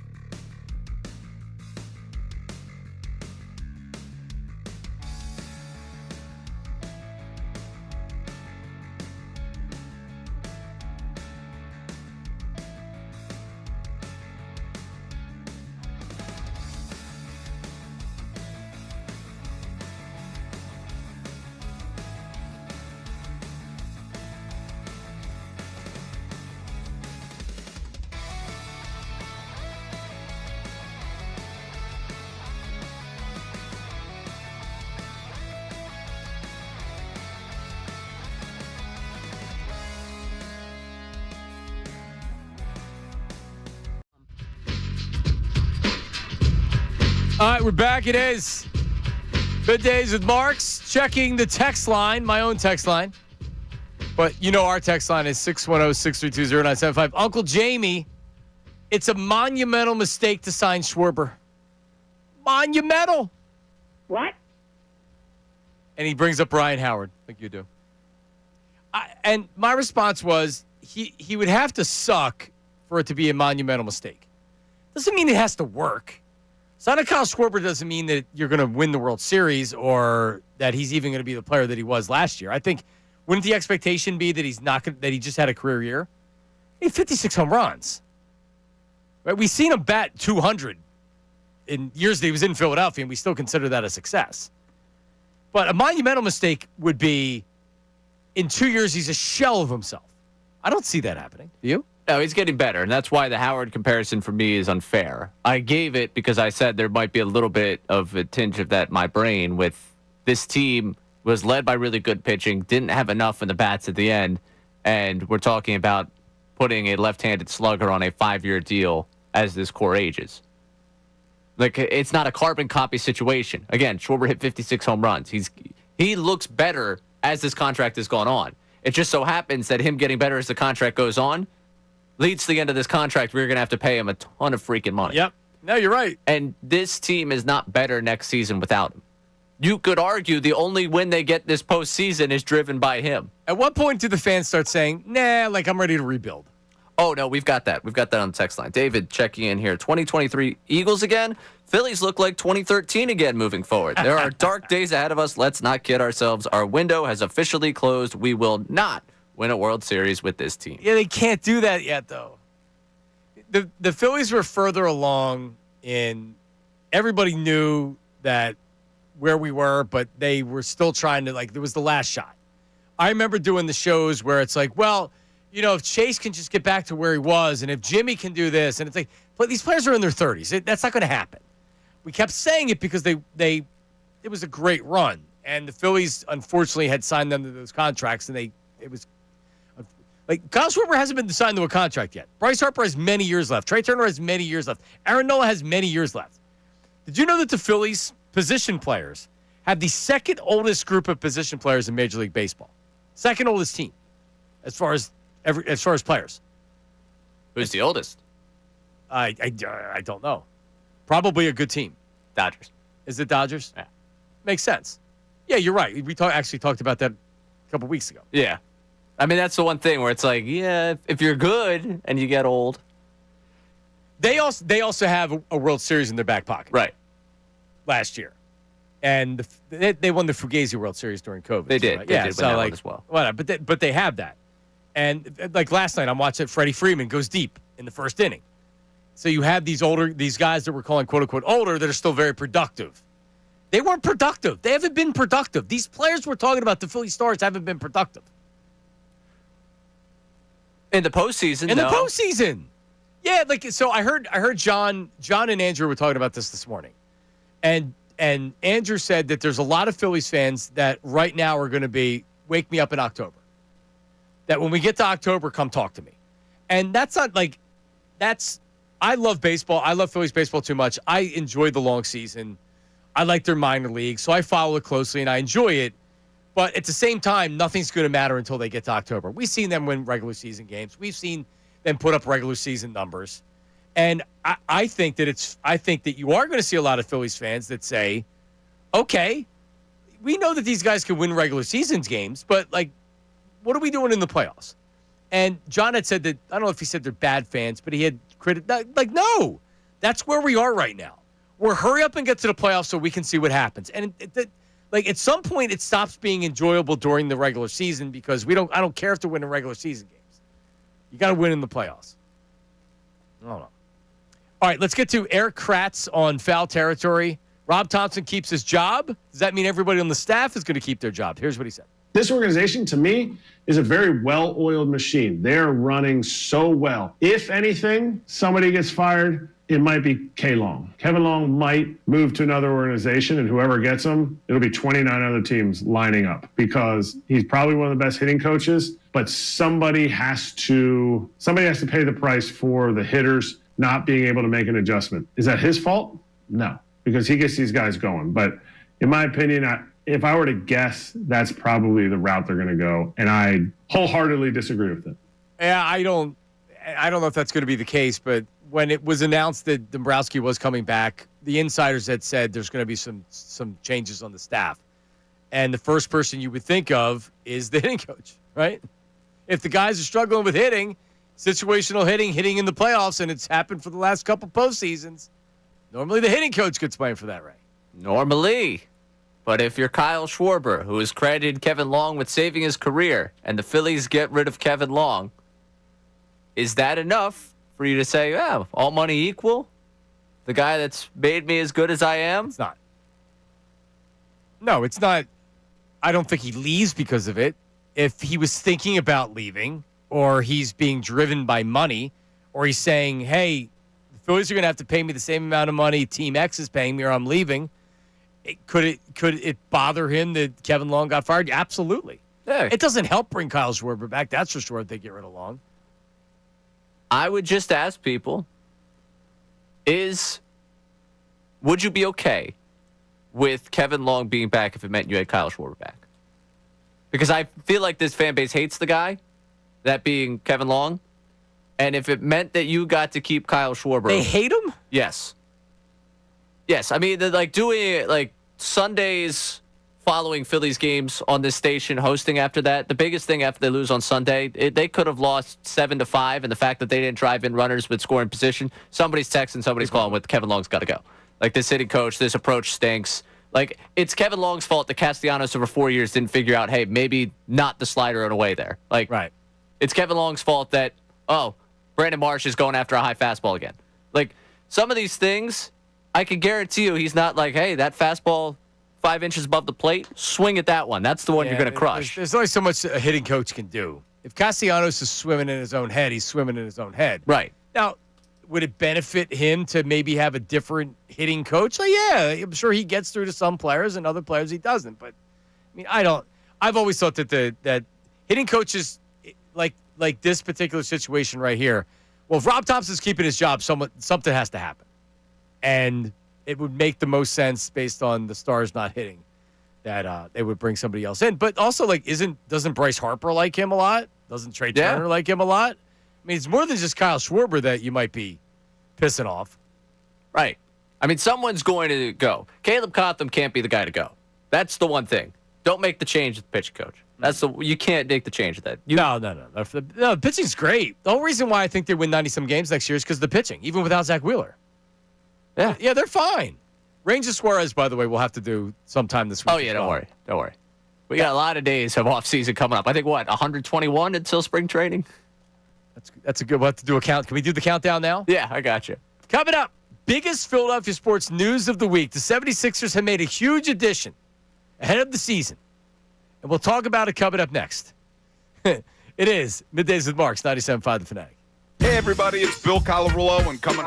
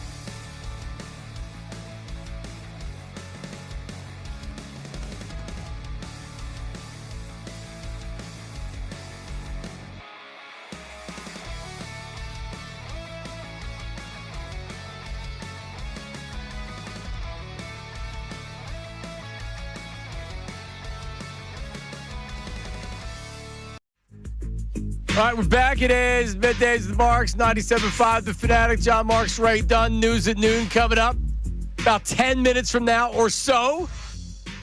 But this isn't a news at noon story.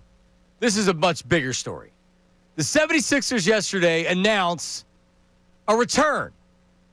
Big, like all those fans that were looking for a huge move in the offseason. You know, like who could they bring in? Would they make a trade? Things like that. You got the news that came out yesterday as the 76ers have signed their old mascot Hip Hop to a contract for the 2025 season. Wow, wow, wow, wow, wow. Now, he's not coming back in a full-time role. Ray Dunn.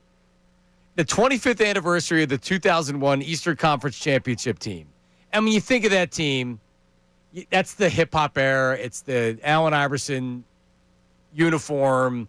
They had those bad blue alternate uniforms, too. When I think of Eric Snow, that's the uniform I think of. But anyway, yes, one of the most – I'm reading from the 76ers official release. One of the most memorable mascots, Hip Hop. He was born in 1998.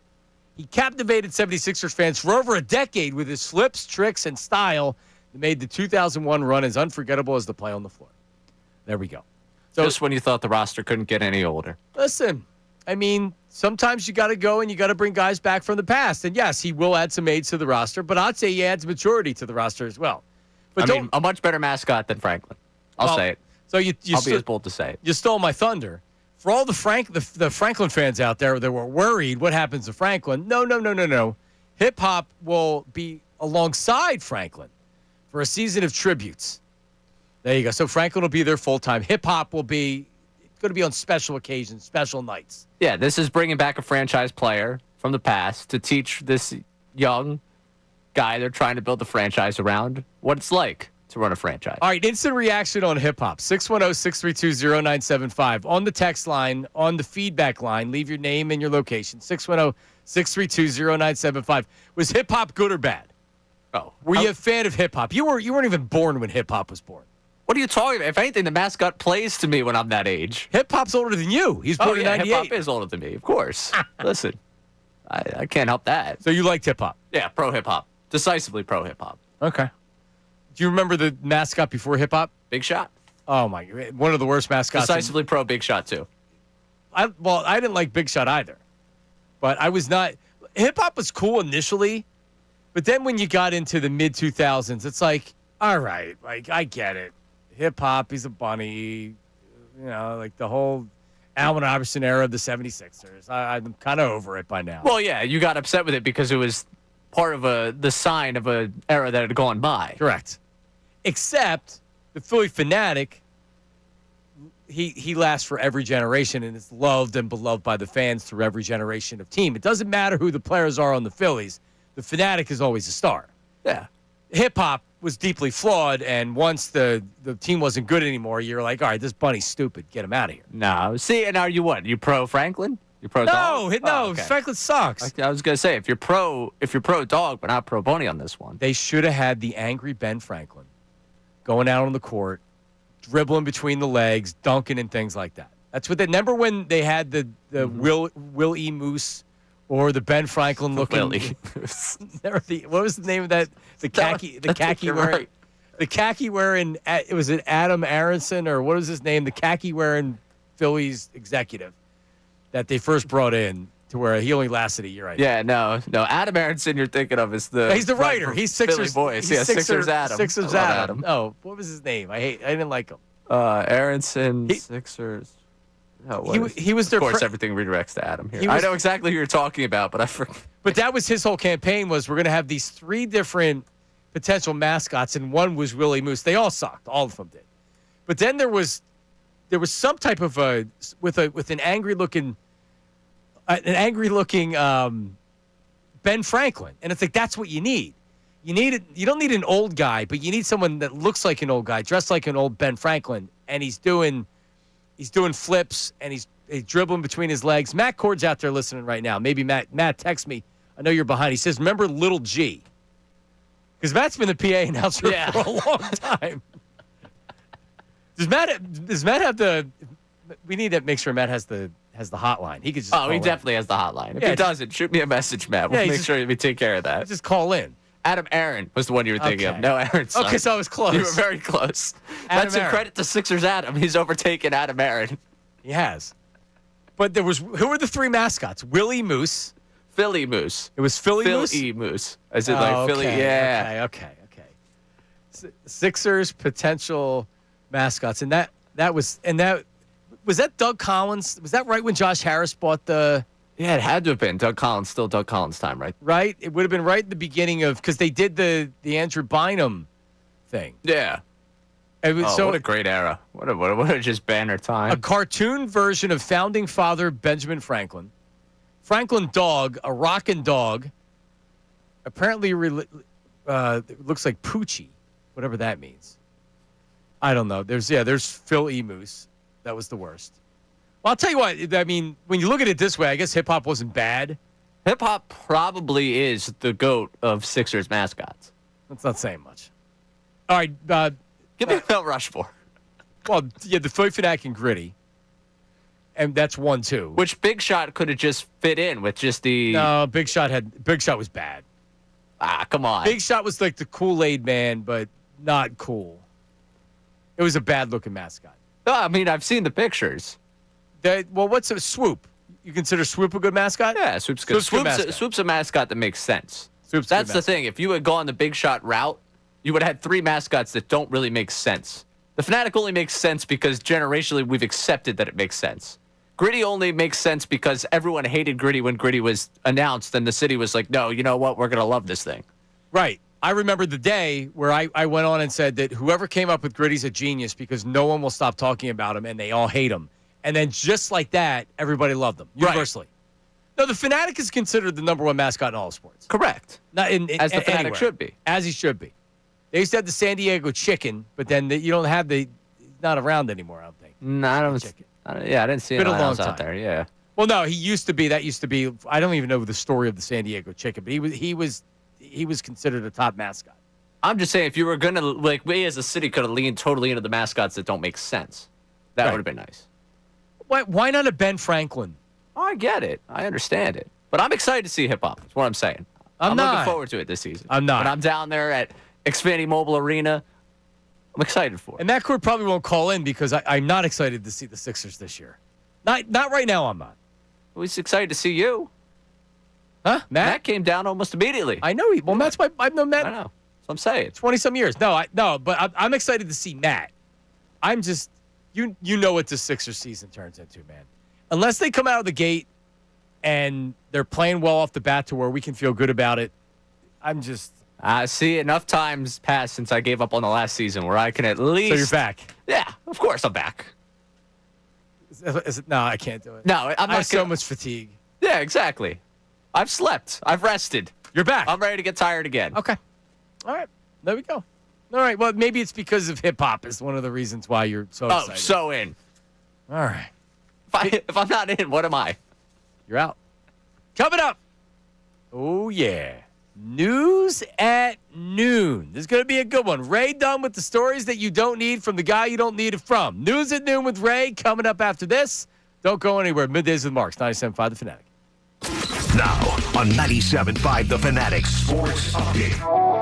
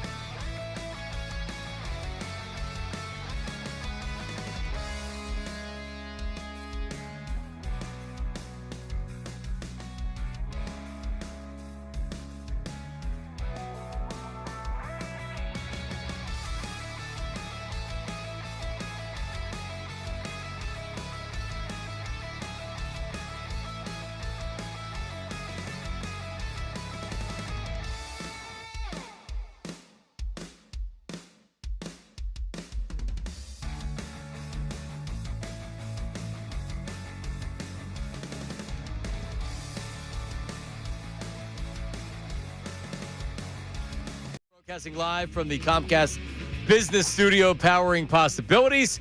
I think Big Mike the Boner, wasn't he on the feedback segment yesterday? I don't remember if he emailed or not. But I'm sure we'll hear from him soon. Right. He's going to be a part of the show. Feedback is coming up. Final segment of the show. You email 975feedback at 975thefanatic.com, or you can just use the text line of 610-632-0975. Just make sure we get your name and location so we can identify you. And then our AI voice will read the best messages of the day. That's at the end of the show. Coming up here. News at noon coming up in a second. Matt Cord sends me a picture of Hip Hop, the 76ers mascot, and Noah Gallagher of Oasis in 2002. And you think how big Oasis is this year with their stadium shows. He said, it was at the Y100 Feastaville, and Noel insisted he needed a pic with the bleeping rabbit. I mean, how many times are you going to run into a walking rabbit? Not often. Not often. You have to. Which is why you have to bring hip-hop back, obviously. Yes.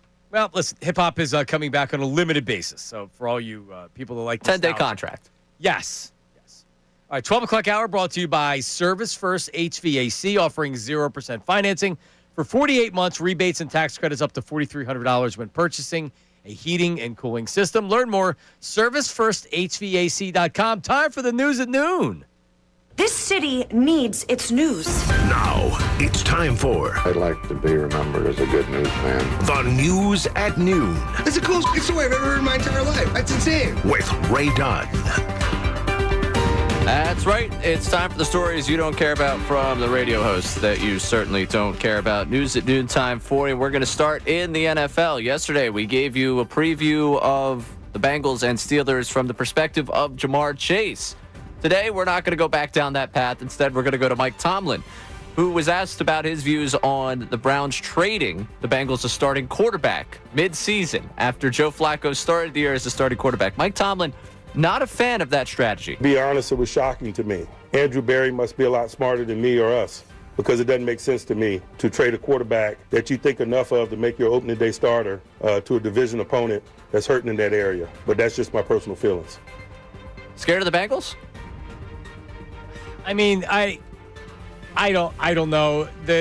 Obviously the Browns had a logjam at quarterback, and they ended up having to draft Shedeur Sanders. They had one too many quarterbacks, and they suck. And Flacco's 40 years old. I don't know. I mean, so Tomlin's going to be grumpy because maybe the Bengals get a win because Flacco is better than Browning.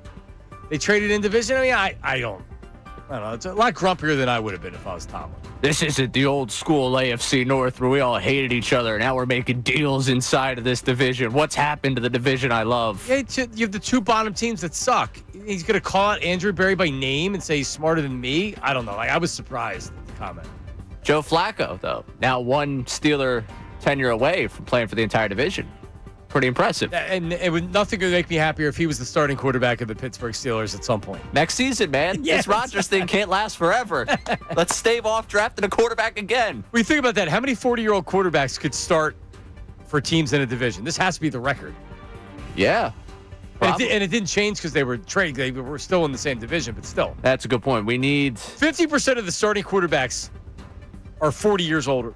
40 years old. Right. And Cooper Rush stinks. So while Lamar Jackson's out, I mean, the Ravens could entertain a 40-year-old quarterback. I'm just trying to figure out who that would be. Who could we convince them? Andy Dalton? Is he still? Well, he's not 40. Is he not 40? I don't think so. Man. Got to be upper 30s. He's got to be close. That's one of the best things I've been called by a listener, by the way. What? Ozempic Andy Dalton. I totally see that. Yeah. No, it hurts because it's true. He's 37. Oh, that's not bad. Andy Dalton's handsome.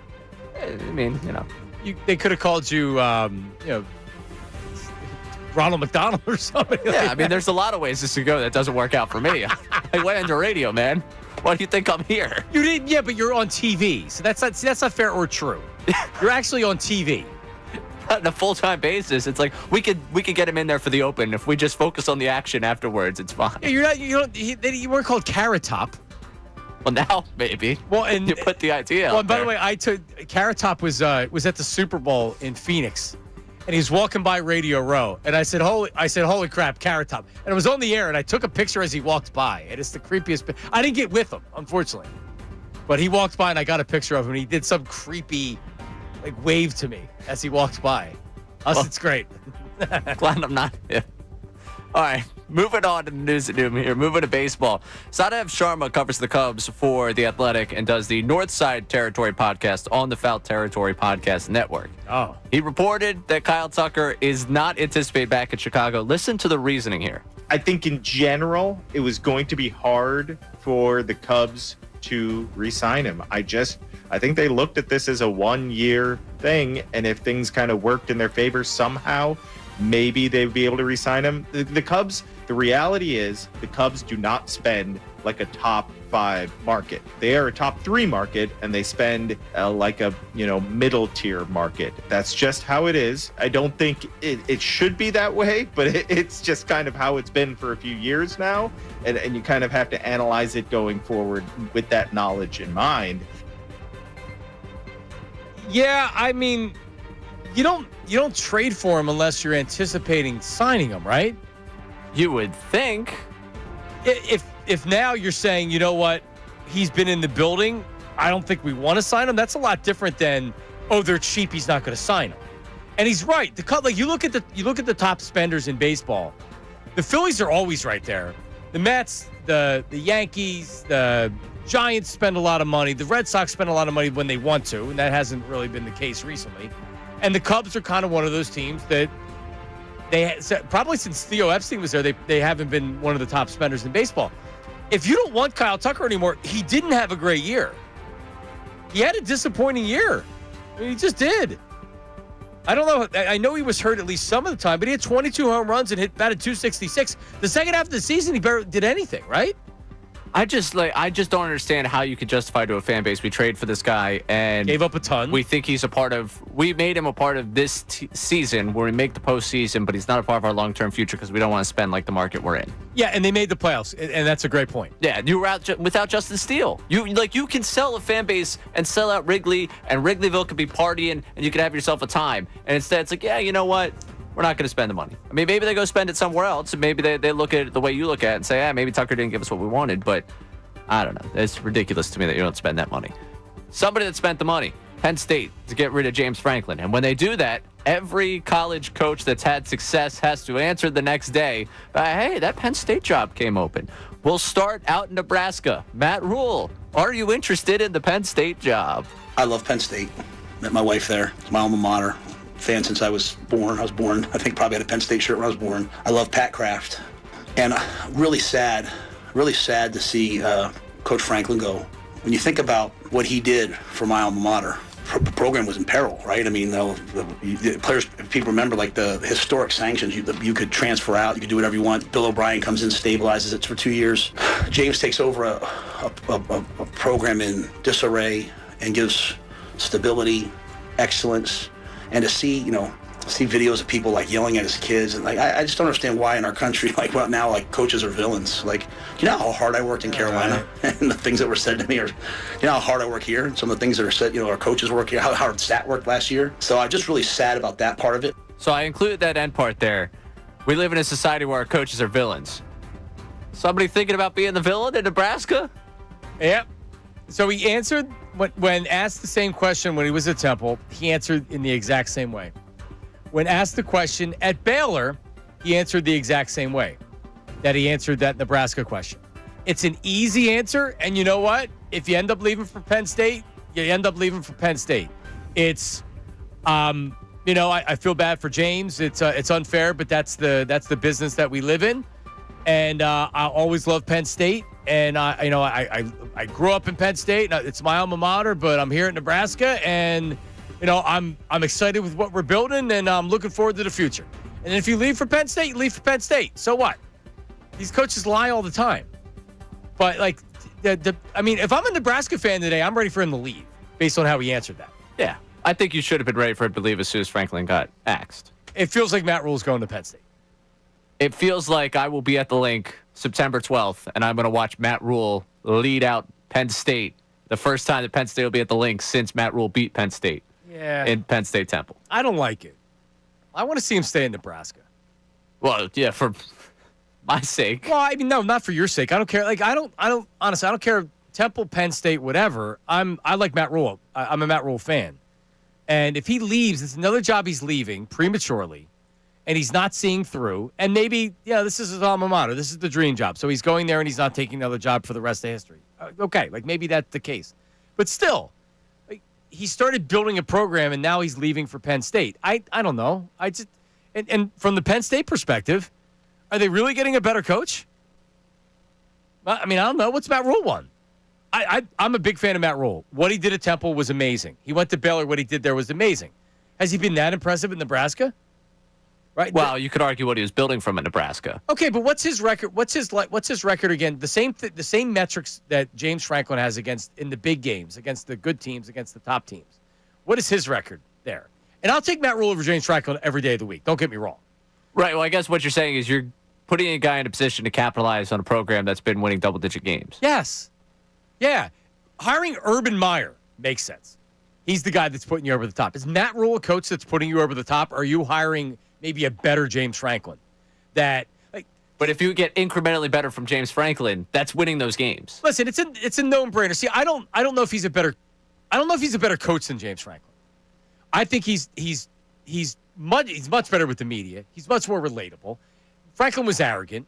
He rubbed a lot of people the wrong way, including me. And Matt Rule's great, but that answer that he gave right there was unnecessary. You just say, I'm in Nebraska, and I love being in Nebraska. And he got to that eventually, but the open to that answer is where... He kind of got to it. He gave him the roses at the very end of it. Yeah. But nowhere did he say, no, I'm very happy here in Nebraska. I'm not going anywhere. In fact, he left the door very much open. Well, yeah, I'm not talking about the contract. I don't talk about contracts. He got all that stuff at the end. We all kind of see that there's going to be a conversation had between he and Pat Kraft. You can't imagine that there won't be. Well, he's bringing up Pat Kraft. Who the hell cares about? Who knows who Pat Kraft is? Oh, that's the difference between pro town and college town. Nebraska right now, there's a bunch of people that are Pat Kraft might be a villain. But my point is, why is he bringing up the athletic director of Penn State? Because he knows where the question's coming from. But it's not necessary. You know where the question's coming from. But it's not necessary. You don't need to bring up the athletic director of the other. If you're a Nebraska fan, you're thinking, are we going to lose this guy? And I don't know. Maybe they're okay with losing. But your thing is, is he really going to leave for Penn State? You start bringing up the athletic director's name? Is that the relationship he has with him? No. I don't know. I would have been furious if I was a Nebraska fan and Matt Rule, who I love. And if Matt Rule goes to Penn State, I'll probably become more of a Penn State fan. And I'm sure all the Penn State fans would be fine with that. Yeah, they would love to have you on their side. Yep. So I would root for Penn State over Temple? Yeah, you would. If Temple was bad, I wouldn't root for him over Temple. I just wouldn't root for Temple. There you go. But Temple's good. Right? Yeah. They're not bad. Coming up, listen, I got some. We're going to be back in the Eagles conversation. I got some leftovers from the Phillies, some really good points out there regarding Kyle Schwarber and the reason that he will be back, and some other Phillies stuff. And also, then we'll get into the Eagles stuff because Jeremy Fowler, the ESPN insider, says that there's some stuff going on in the locker room, and it's being acknowledged by the player, or by one player. That's coming up. And Herb's also on the line, and he's ready to talk. That's all ahead. Middays with Marks, 97.5 The Fanatic. John Kincade, Andrew Salciunas.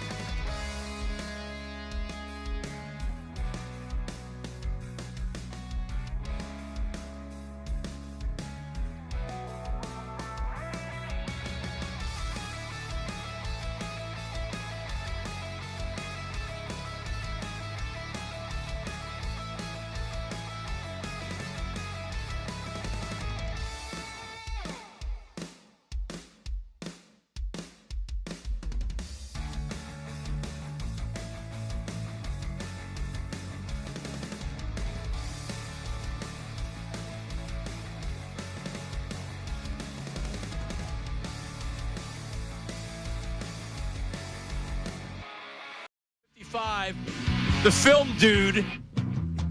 He is currently cigarettes, coffee in a film room, and he watches it on the reel-to-reel, and it makes a lot of noise, and the picture isn't great. But he's breaking down the Eagles film right now. He's going to tell us what's wrong, and there's a lot wrong. So Jeff Mosher coming up at 12:55. Don't go anywhere. So I want to clean up a couple things here before we move on to the Eagles. Dodgers beat the Brewers last night. You see how they scored one of their runs? The big double play there at the end, or what we talk about here? Not at the end, but intentional walk. Oh, yes. So they walked Ohtani to get to Mookie Betts with the bases loaded, and they walked Mookie Betts with a run in. Same way that happened with the Phillies. Ohtani's still betting like one. He's betting one something low, so he hasn't hit yet, which should be terrifying to any team playing the Dodgers because he hasn't hit yet, and they're still winning. Yep. So. I was having that debate last night with someone about the intentional walk, about whether you would have done it, and I'm still pro intentional walk. Yeah, me too. Well, you know the result, so it's easy to say you should have pitched to him, but open base to me it's still easy. Mariners seem like they're on a mission to the World Series. They're up 2-0.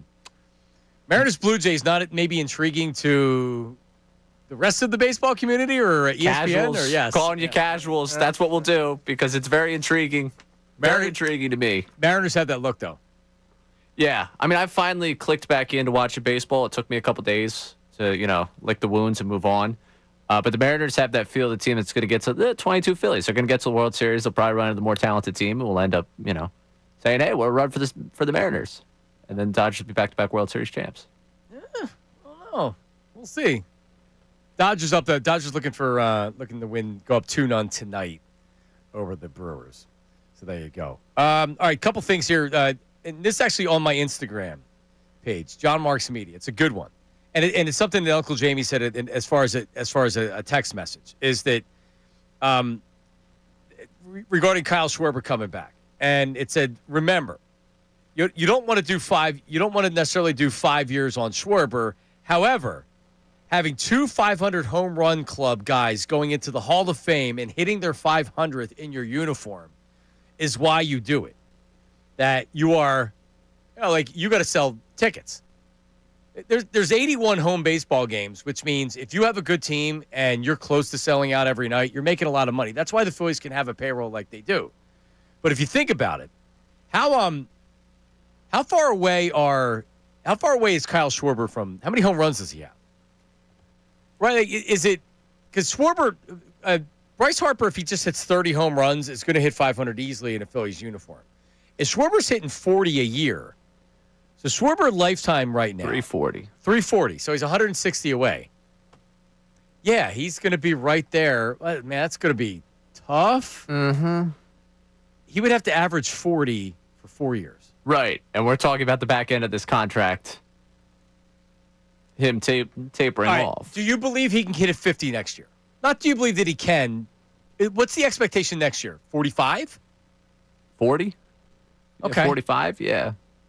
Because Schwarber so far as a Philly has hit 46, 47, 38, 56. Jesus, man. That's unbelievable. Yeah, per 162, it's 48 home runs a year as a Philly. Okay. So you wouldn't think that he's going to. Could he do that for the next 2 years? Let's say he does that for the next 2 years. That puts you at 190. That puts you at 96. Yeah. That means he needs 64 home runs over the next 2 years. Which is more attainable. So if he goes 5 years and things go as expected, he's hitting 500 in the Phillies uniform. I also think he needs that stretch to be a Hall of Famer. For sure. Just because he's a designated hitter, and you look at the beginning of his career. Doesn't have high average. You can't point to anything else other than walks, home runs. He's got the ring. Got so one that ring. Helps. He's considered a winner, but he does have the championship, which helps. Yep. So maybe if he gets close to 500, we end up having that debate. But I think he still needs the 2 to 3 more prime years for him to end up in Cooperstown. Yes. Yeah, no, I mean, like, Hall of Fame to me right now is not, I don't even know if I haven't even thought about it before. I haven't thought of the angle of Kyle Schwarber could be in the Hall of Fame, and if he goes in the Hall of Fame, is it as a Philly? If he signs this contract, yes. Yeah. He was a Cub for 6 years, so he would be a Philly for 8 years if he has 4 years. So he would go in as a Philly. He'd be thought of as a Philly and a Cub, but more as a Philly. Bryce Harper's going in as a Philly. Yeah, he's definitely going in for sure.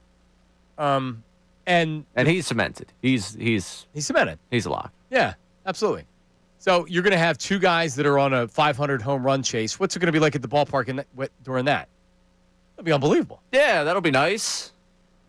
You want to know the terrifying truth, or do you want to see these two guys sock some dingers? That's what that fourth year feels like it'll be. A bad team that's only cares about these individual things. Bryce Harper right now has 363 home runs. And we'll do last 5 years for home runs. 35, 18, 21, 30, 27. Just longevity, because he's 32, he'll play next year 33. If he averages 25, let's say 30. He averages 30, he needs, what did I say? He had 363, so he needs 137. 5 years, he'll have it in 5 or 6 years. Here, who do you think's more likely to get to 500? Harper. Because he's going to play till he's 40. Well, I mean, I think. Yeah. I mean, health hasn't been on his side while he's been here. You're not wrong. That's like and Schwarber's been healthy. We've had this back and forth, my friend group and I, for quite a while here about the 500 home run chase for both of them. And, I don't have anything better going on in my life than to think about when these guys are getting 500 home runs. So we're having this back and forth about, you think he's going to do it? It's like, of course, Harper's under contract for so long. You expect him to be here for so long. It's just the way the numbers bear out, you expect it. It's just like how you expect him to age plays into it. Just how violent that swing is. He's had back problems before. There's been elbow problems before. I want to think he's going to get to 500 in the Phillies uniform. He's a Hall of Famer, point blank. Could Schwarber in year 4 be a 25 home run guy? Or is it likely he's a 25 home run guy? It's likely. I think he's 25 to 30. Closer to 25 than 40. Yes. I think he's right there. Because the power's he's not going to lose his power because he's 36. It's just about when the bat slows. Agreed. That'll be. I mean, I think he's always going to have the power. But you know what else though, and I think this is key. He came into this season. He was in better shape than he had been in.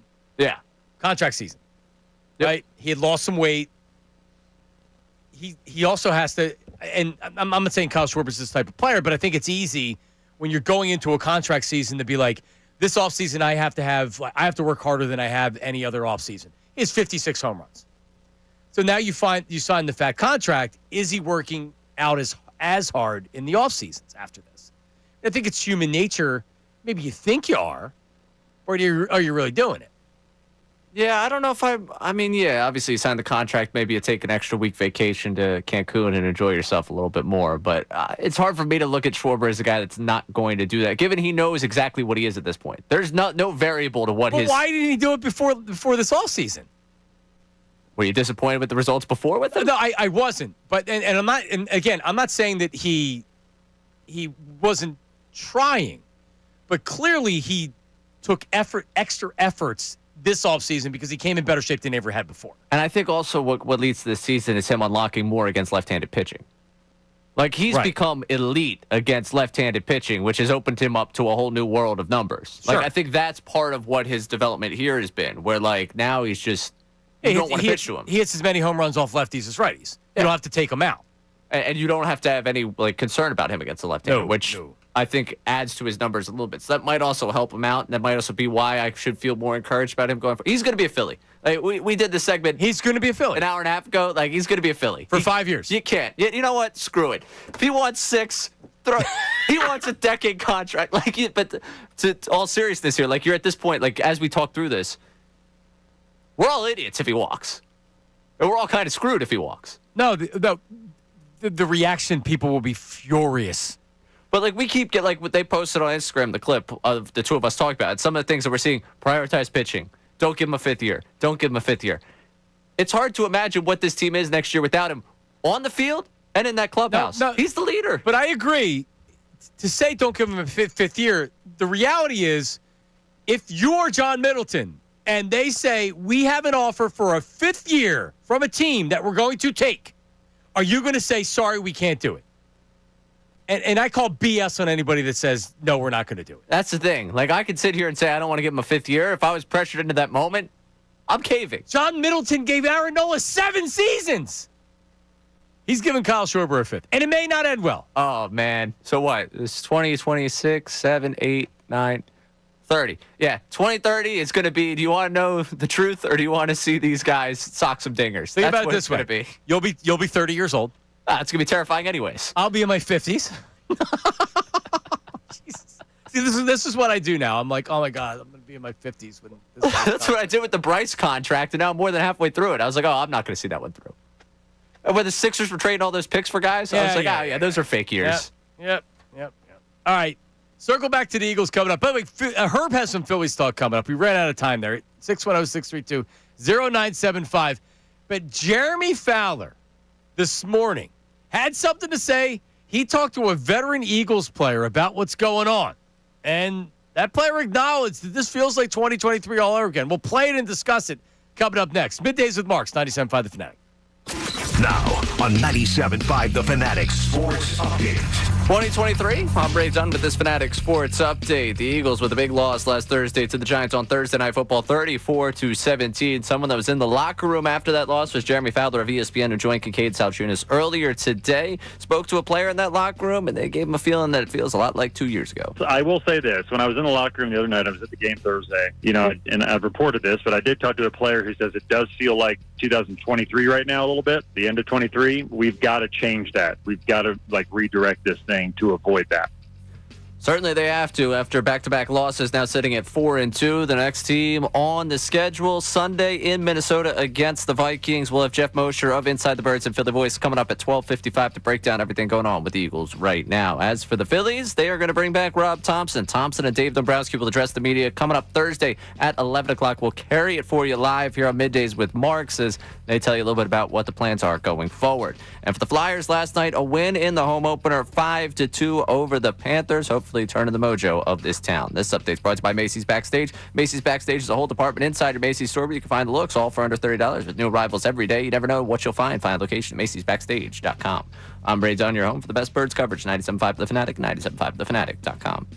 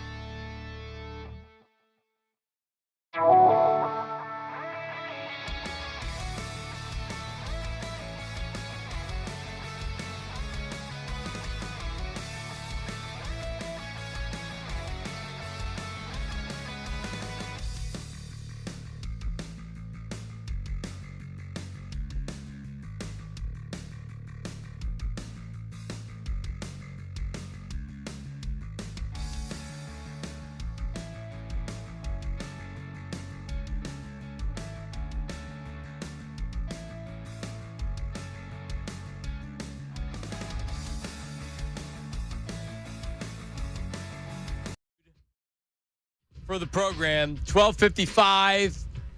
He has watched the film on the Eagles and Giants. He will give his report coming up in about 20 minutes.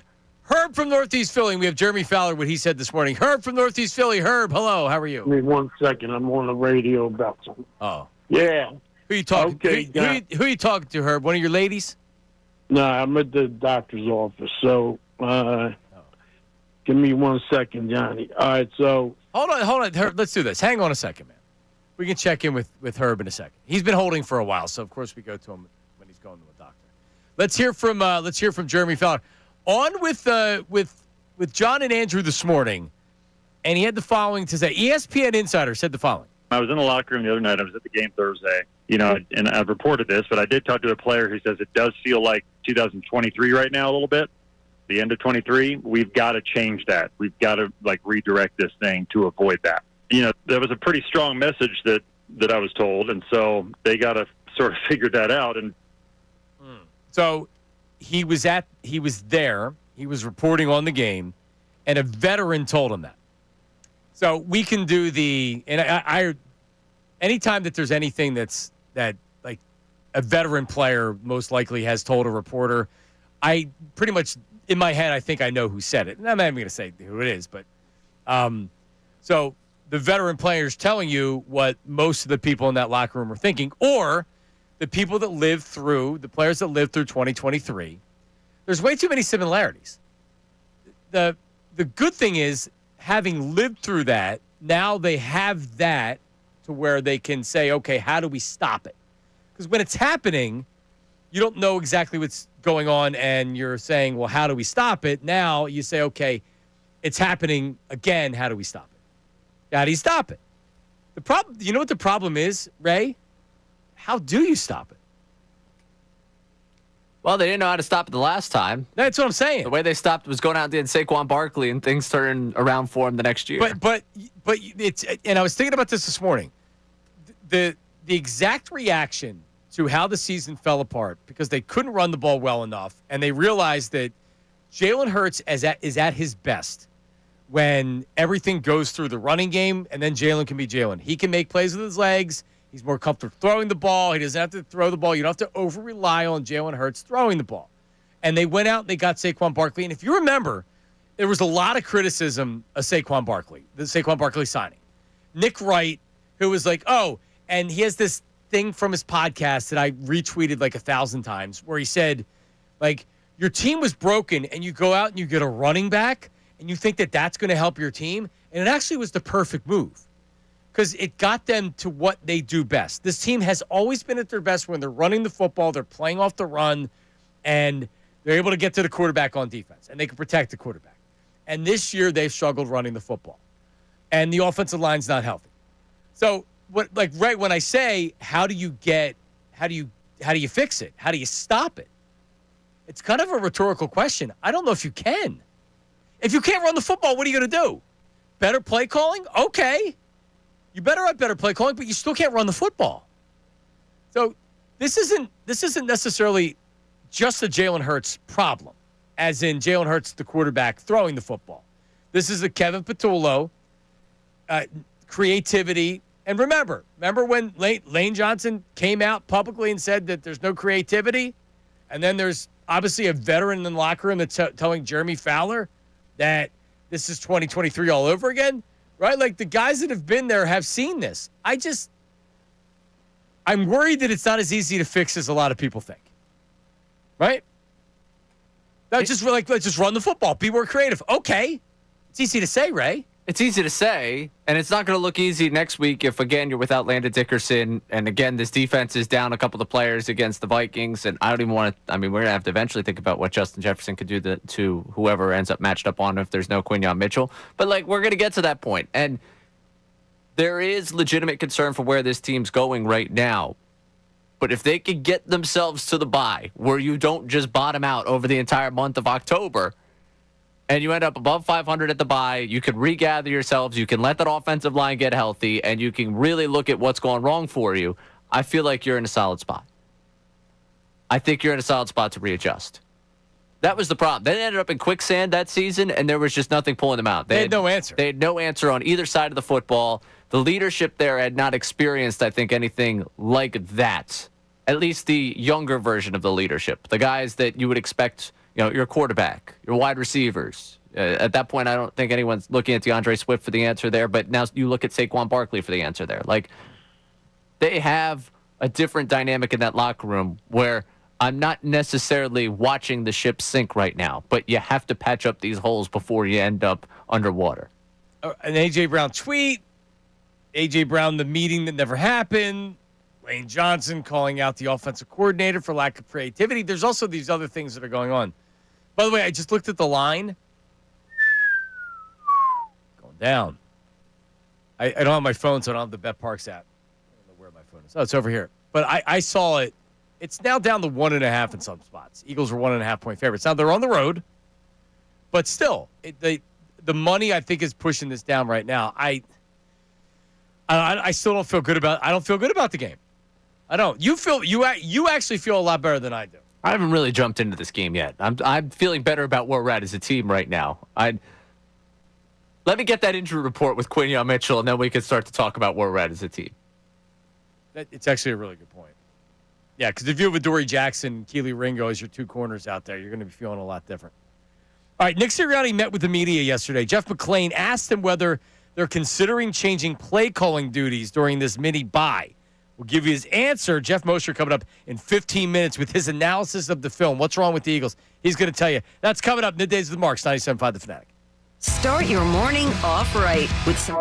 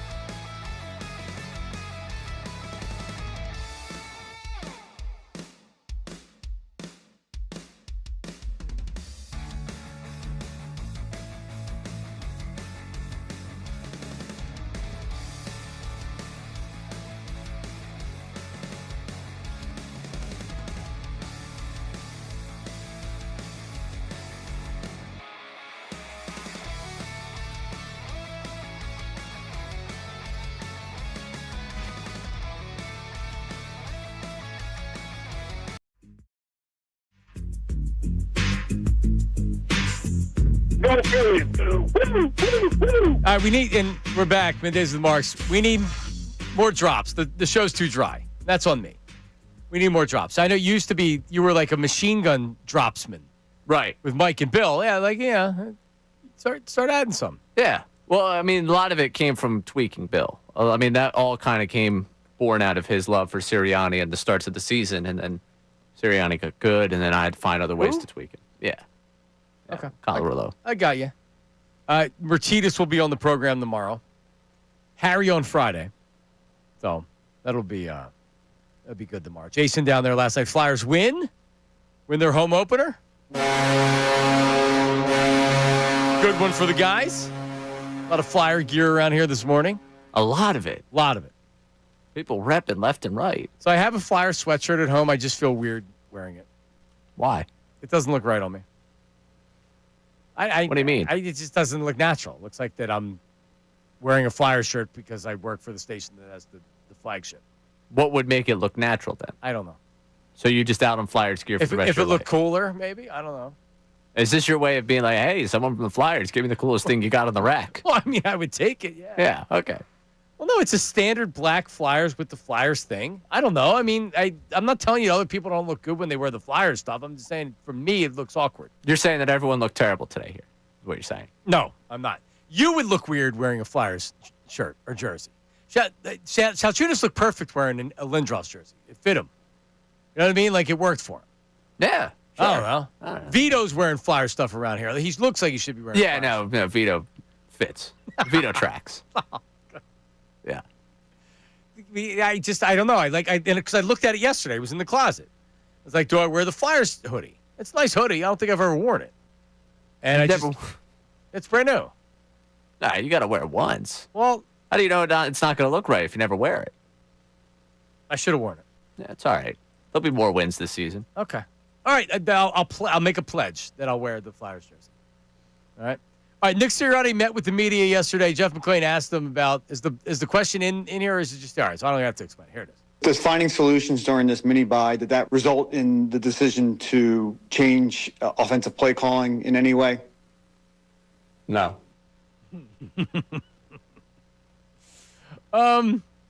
Yeah, they're obviously considering everything, and I don't think that anybody in-house believes, or I mean, really, if you think that the only problem with this offense right now is Kevin Patullo, then I think you're sadly mistaken. Kevin Patullo is, I think it's difficult for him because this is a very unique place to be an offensive coordinator and to be a play caller. First of all, your head coach doesn't really have an offense, or at least like last year they brought in somebody that has a totally different offense and has run a totally different offense, which is unusual. So are they running a Sirianni offense, which is really everybody's running a Jalen Hurts offense, but is he just taking a page from Sirianni because he's coached with Sirianni for so long? Like, what exactly are they doing? And then it's pretty clear that there's an art to calling plays, and there's there's a chemistry that you have with your quarterback, but also you get on a roll, and one play sets up another. And like you don't see that when you watch this offense. It looks very stale and predictable, and they're struggling right now.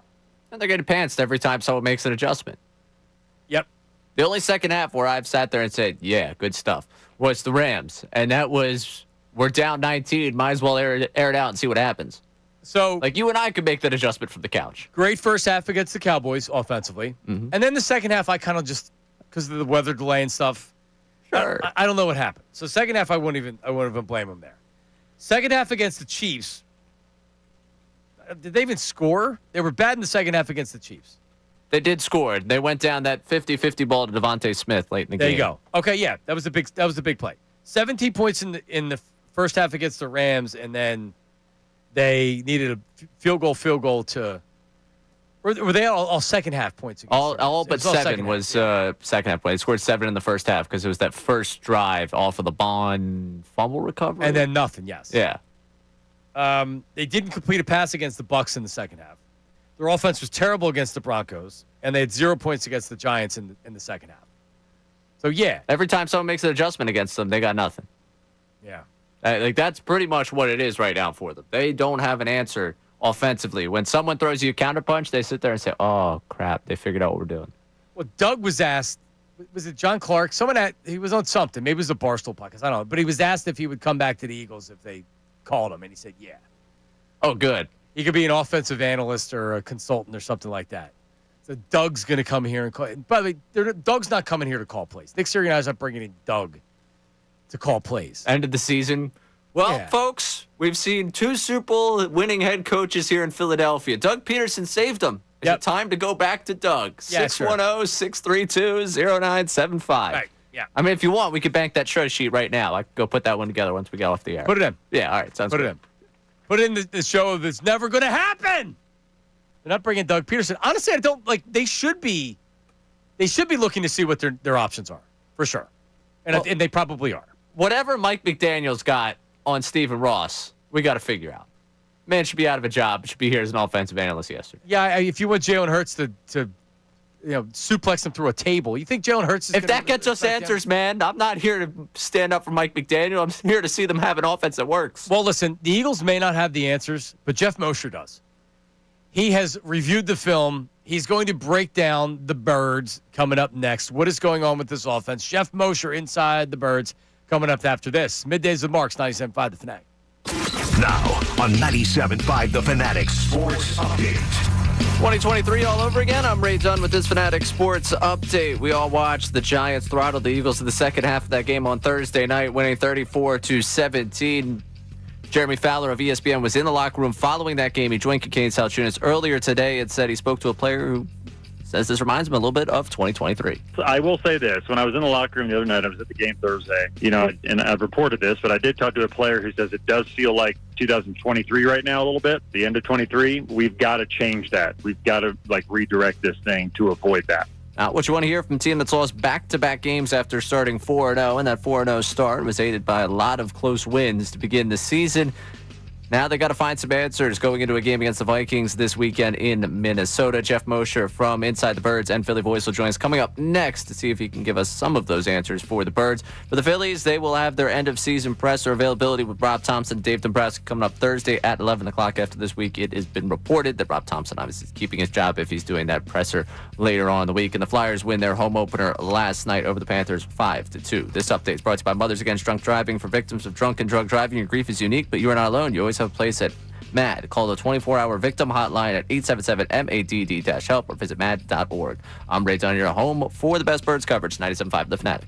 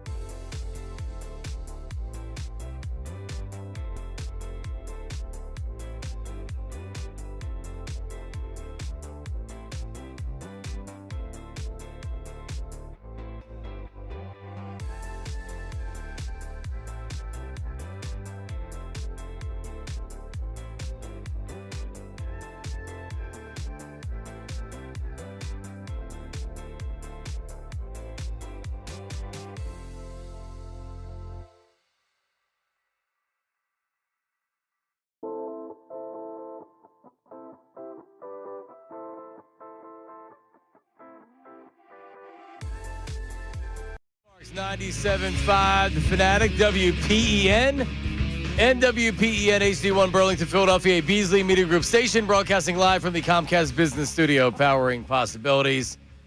All right, we go to our ace. He has reviewed the film, he has broken it down, and he will give us his report. His name is Jeff Mosher from Inside the Birds, and he joins us right now. What's going on, Moshe? What's up, Johnny? How you doing? Well, are the people happy today? Is everybody all right? Oh, yeah, everybody's just peachy. It's better than it was yesterday, and it's better than it was Friday. I'm not sure anybody knew how to react between the two things that happened on Friday. It's a bad one. That's understood, but at least people know, you got the 24-hour rule where you really have to be upset, and then as the days go by, you start to rationalize things the best you can. Correct. Normally, the day after is the day I like to do most because you're still a little bit ticked off, but you have calmed down and you're not firing everybody. So with that being said, it's almost a week now since the game happened. So let me ask you this in general. Watching a game live and then going back and reviewing it on film. When you watched this game, was it worse when you went back and looked at it, or was it not as bad as you thought it was going to be? It definitely was not. I can't say it wasn't as bad. I mean, it was definitely bad, and I don't know about you, but watching it in real time, the surprising element to me was that the Eagles were kind of bullied on both sides of the line, of both sides, offensive, defense, in the lines, and that's not something we often say about an Eagles team, even in a loss where they just look like they were the handled team by their opponent, and then you go back and watch the tape and. It would just have to say, do you consider this being handled or execution breakdowns? The offensive line, I think we talked about this last week, is really struggling. Yep. It's just not as dominant. Some of that is injury, not all of it though. I mean, there are healthy guys out there. Jordan Mailata is a guy who's healthy. Tyler Steen's a guy who's healthy, and at least to our knowledge, and you see them missing a block or not getting their body in the right position to make an important block.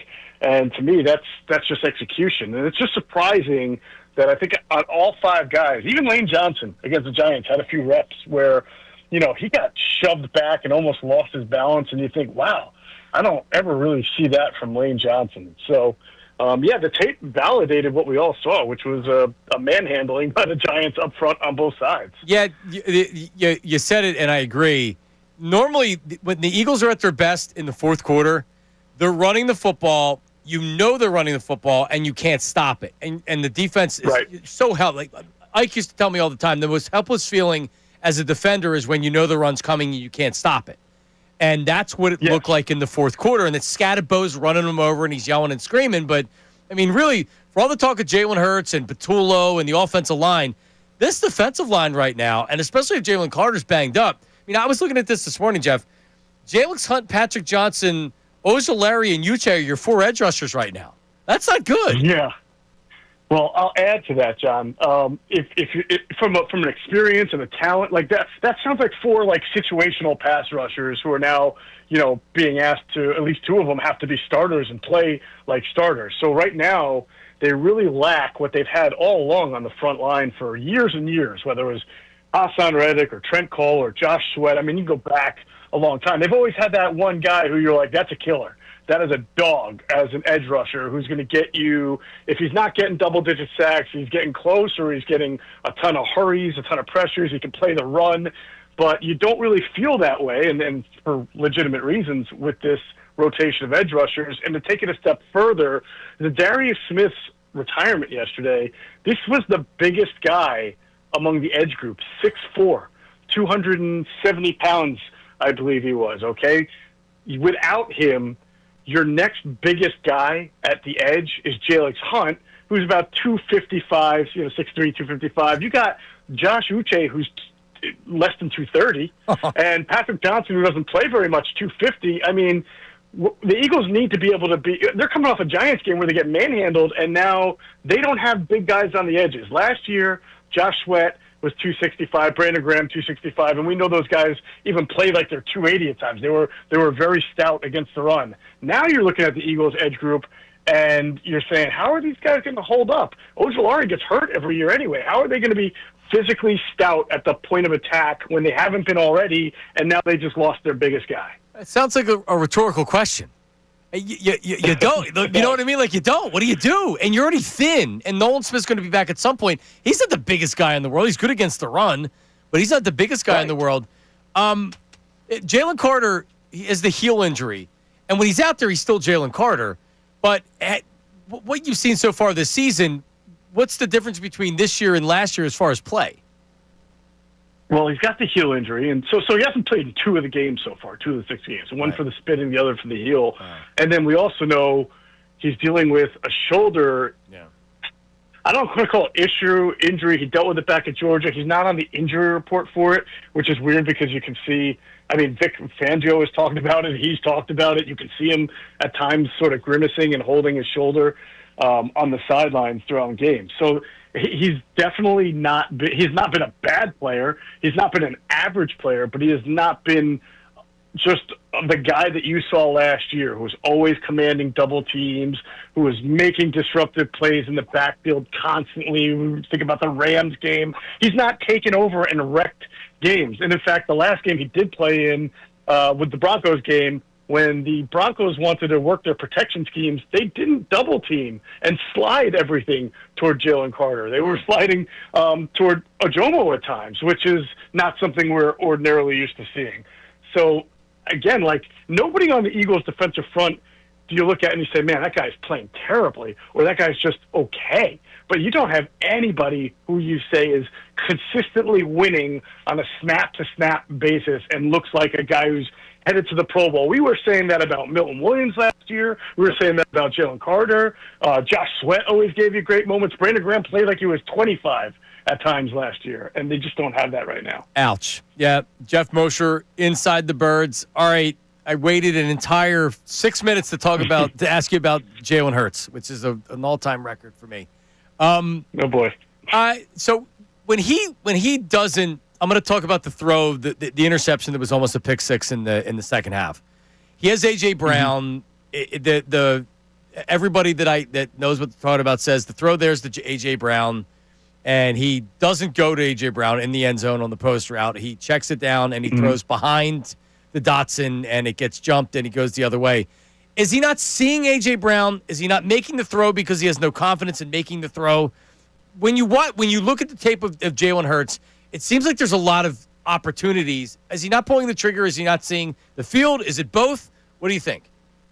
Well, I don't want to be diplomatic. There is a little bit of both. In fact, we diagnosed this play with Greg Cosell today on Inside the Tape, which is on the Inside the Birds platform. I believe on that play, the Giants throw a zero blitz, or at least what looks like a zero blitz. So Jalen Hurts, in any case, whenever you're facing a zero blitz, there's going to be a free ride. You have less blockers than guys coming at you and man coverage all around. And so your first instinct is, I need to get rid of the ball as fast as possible because the free rusher is on me. I can't blame my protection scheme for that. And so throwing the out to your receiver in that situation is not uncommon. And if you really freeze it at the time that he's loading and ready to throw, A.J. Brown is still kind of working the inside move on the corner. Now, do I think guys who are very comfortable throwing between the numbers where A.J. Brown was and are just maybe throw the ball 40 times a game and are really good pocket passers and window throwers will anticipate like leading that ball, like you throw it into the end zone and you anticipate that A.J. Brown will break to the inside and beat his defender? Sure. I do think that there are quarterbacks who would make that decision pre-snap or at the snap and throw that ball. We know Jalen Hurts doesn't see the game or play the game the same exact way a lot of maybe pure pocket passers would or other quarterbacks. And so I can't fault him for going in the direction against a zero blitz that is going to be a quick outlet to his receiver, but he definitely left it obviously underthrown, and you can't do that. So that was if you're going to make that throw, it's got to be a stronger throw to the outside to get to your target. Yeah, Jalen doesn't throw his spots a lot. He throws a good deep ball, so he'll do that. And without confidence, you see it when he throws it. It gets a little bit of air a lot of times. He's not been good with the deep ball recently, but I almost like a lot. Yeah. Donovan used to throw to open guys. Donovan did not like trying. He was not a guy that threw to spots or threw threw guys open.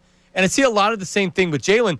And by the way, he doesn't throw the ball to the other team a lot. He doesn't throw interceptions, so it's worked for him. But Jeff, they got to start doing something different. I don't know if you see. It's easy right now. Everybody's saying it looks like 2023. In fact, some of the Eagles are saying it looks like 2023. Does this look like 2023 to you right now?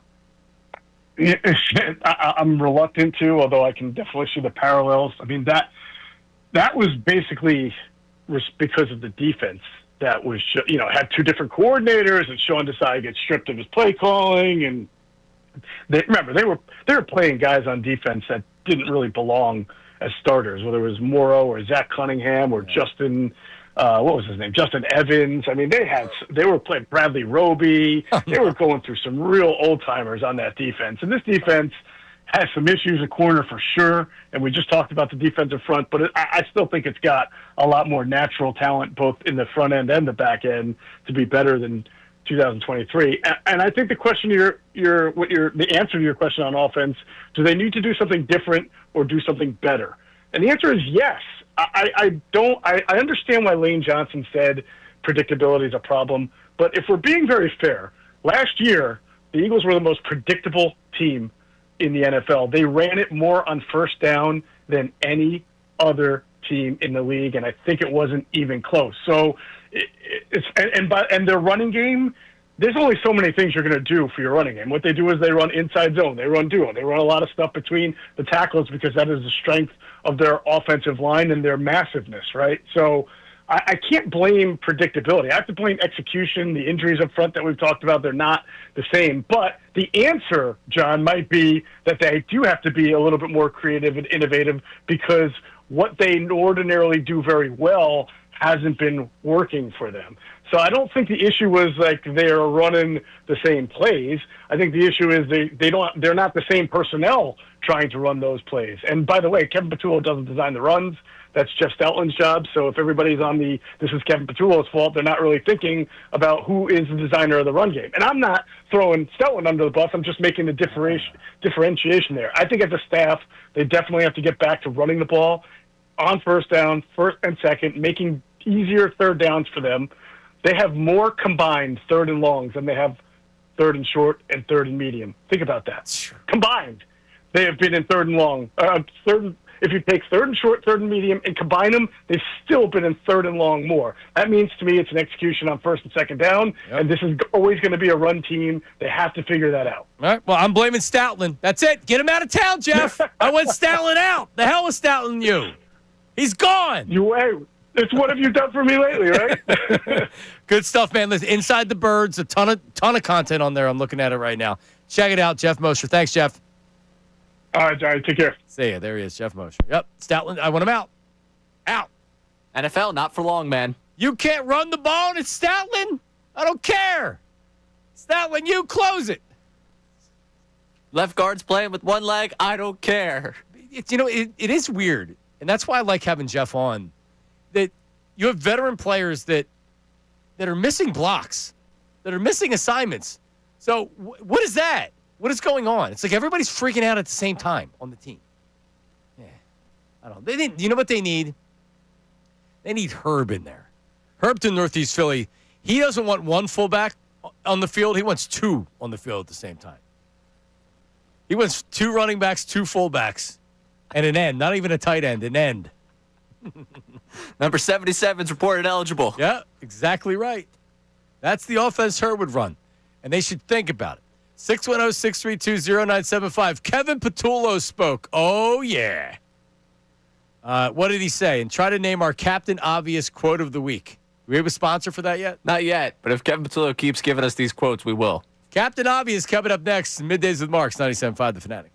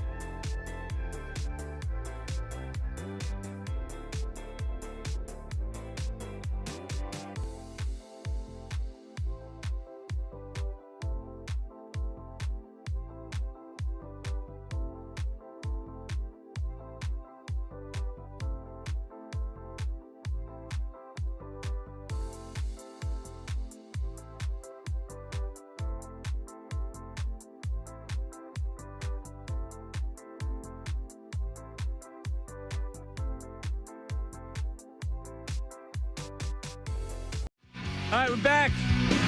Middays with Marks. All right, so Kevin Patullo, I believe in the middle of the press conference last week, I just said, just turn him. I can't do it anymore. Stop. Was that last week? I don't know. I noticed we're not doing the press conferences anymore. Yeah, that was a creative decision, a content decision. Yeah, I'm good. Sanity decision. I'm good with recording what they say, and if they say stuff that's worth playing. But if I'm listening to it on the air, and I know this is something that you guys have done, if I'm on the air and I'm not listening to it, and I'm not paying attention, and I'm like just on reading stuff, then I mean, are the listeners doing the same thing? Are they tuning us out? Because Patullo doesn't say anything. No. Fangio at least is Fangio, and he's football guy, whatever. But even that gets a little bit boring. But so give me what we got with Patullo here. All right, we have 4 cuts from him that are up for our Captain Obvious Moment of the Week. And if Captain Morgan's listening, I am a fan of your product, and you would be a great sponsor for this segment that I just came up with in the last 5 minutes. Kevin Patullo was asked about them getting in 3rd and long and how difficult a situation that can be.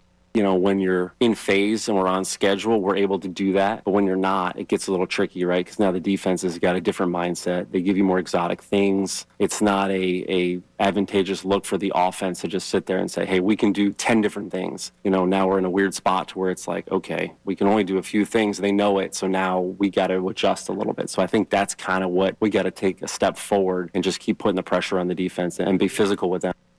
You think you got to be better offensively.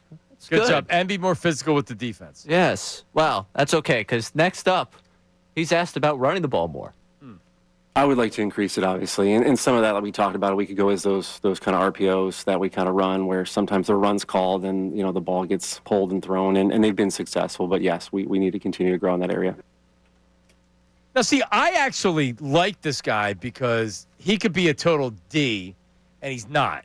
And he didn't give you anything, and it's kind of annoying to hear him talk, but there's been too many coaches or coordinators that are just jerks, and he's not giving you anything at all. He's just wasting your time, but at least he sounds nice. Yeah, he sounds really nice. Like, hey, offense hasn't looked good, Kevin. What do you guys have to improve upon? You got to just continue to do a better job as a staff and put the guys in position and then just execute it as we go. And that's kind of the biggest thing that we talked about yesterday, too, as an offense is like there's not one thing, not one person. It's all of us as a unit. So we just got to continue to grow as a unit to stay out of those areas. He's right. And all leading up to the grand finale, folks. You're an offensive coordinator. How do you get ready for defenses on the other side? They have a game plan as well. Because when you show up into a game, we have really, really good players, and you never truly know what a defense is going to do. So from week to week, you have okay, we know they can do this. They have done this in the past. If you've played them before, there's history. And some teams where you don't have a lot of history, you got to look at what the coordinator's done. There you go, folks. The defense shows up with a plan as well that you're not totally certain of. Kevin Patullo, ladies and gentlemen. So take your pick. Whether it's executing better, running better, communicating better, or hey, the defense has a game plan too. Well, listen, I feel much better about the Eagles going forward from Kevin Patullo. Who is your favorite Eagle press conference? Coach, coordinator, whatever. Well, since I've been sitting in this chair, Fangio, because it's at least honest and he's quick to the point. So I used to love when Chip Kelly would throw his players under the bus, which was always fun. Well, yeah, it was always the execution. It was never the coach. And he's doing it with the Raiders, too. Because he's saying, we are running the ball enough. Just because of this is why we're not running the ball enough. It's never his fault. No, it's never once been Chip Kelly's fault. Never been his fault. Andy would give you nothing. Andy would give you the not going to get into all that. And he would come off as kind of grumpy, but it would always protect his players, which his players always appreciated. But Doug Peterson, easily the best, especially day after press conference when things were bad, or even when things were good. End of Doug was peak Doug. Short, snappy. I won a Super Bowl here, Doug. When he was starting to lose, that was peak. But he also when he's backpedaling. Remember they asked him they said, Doug, Brett Favre says that you should have kept Nick Foles and not Carson Wentz, and he refused to have Carson Wentz's back. He had said that that's Brett's opinion. And I think Rob Motti had to come in and be like, Doug, Are you sure they're trying to say that you're choosing Brett Favre over Carson Wentz? Please, and he still wouldn't have his back. To Doug, I remember those press conferences and listening to them, and just like my jaws dropped. I can't believe this is what's happening right now. And by the way, just a little bit of the inside of that. They were in a transition as far as media relations down there, as far as football communications. He was not well prepared for those press conferences, and that's his own fault. But I don't know if he was taking feedback on what was coming in those press conferences. Speaking of feedback, we're getting close. Oh boy, that's a good little tease. Yeah, second day of it. Feedback the second day at the end of the show. You can text 610-632-0975 or the email address. It's active because I've checked it. It's 975feedback at 975thefanatic.com. Feedback is just a way for you to, at the end of the show, we compile, whether it's email or text, specifically for that. It can be about the sports we're talking about. It can be about the other nonsense we're talking about. Whatever it is, we like a nice mixture of a little bit of everything. So text or email. And then we have an AI voice that will spit everything out. I've heard we got some really good ones today. Do we? I've heard. Like Mike the Boner. Big Mike the Boner might be a texter. Yeah, multiple of our sponsors, multiple of our endorsers have checked in today about the show. Is that right? So we'll have that coming up for you. Who's the other endorser? We'll get to it. It's all in feedback. End of the show. That's a tease for you, John. Well, I know Big Mike the Boner is a long-time listener. He made the switch. He did. He made the switch for sure. He did. It's time for. We're late, and we've been trying to get Herb on the show for like the last 2 hours. The last time we went to him, the doctor had his finger somewhere, I think. The doctor's been sitting in the waiting room waiting for Herb. Herb's been sitting in the room. Herb told the doctor on the air to hold on. He was on the radio. We'll get to him. He's coming up. He's having a colonoscopy currently. Do you know when I had a colonoscopy a couple years ago, and it was in August, so I wanted to get everything done before football season, so I don't have to worry about anything. And, of course, the tech that is putting me to sleep is asking me my wins and losses on this. Honest to God. He's like, so what do you think? I'm like, what I think is there's a tube that's going up my butt in a second. And 10-6, 11-5. Of course. Had to be 10-6. He's like, countdown from 30. I'm like, well, listen, if they can run the football, 10-6, 11-5. 610-632-0975. Herb in Northeast Philly, currently at his proctologist, will join us coming up next. Room for your phone call as well. And we have feedback coming up, final segment of the show. Don't go anywhere. Middays with Marks.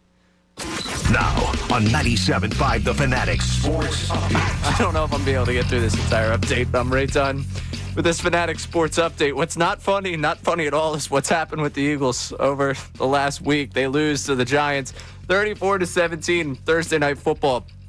Jeremy Fowler was in the locker room following that game and spoke to a veteran on this team and gave us what he had to say earlier today on Kincade and Salciunas. I will say this. When I was in the locker room the other night, I was at the game Thursday, and I've reported this, but I did talk to a player who says it does feel like 2023 right now a little bit. The end of 23, we've got to change that. We've got to redirect this thing to avoid that.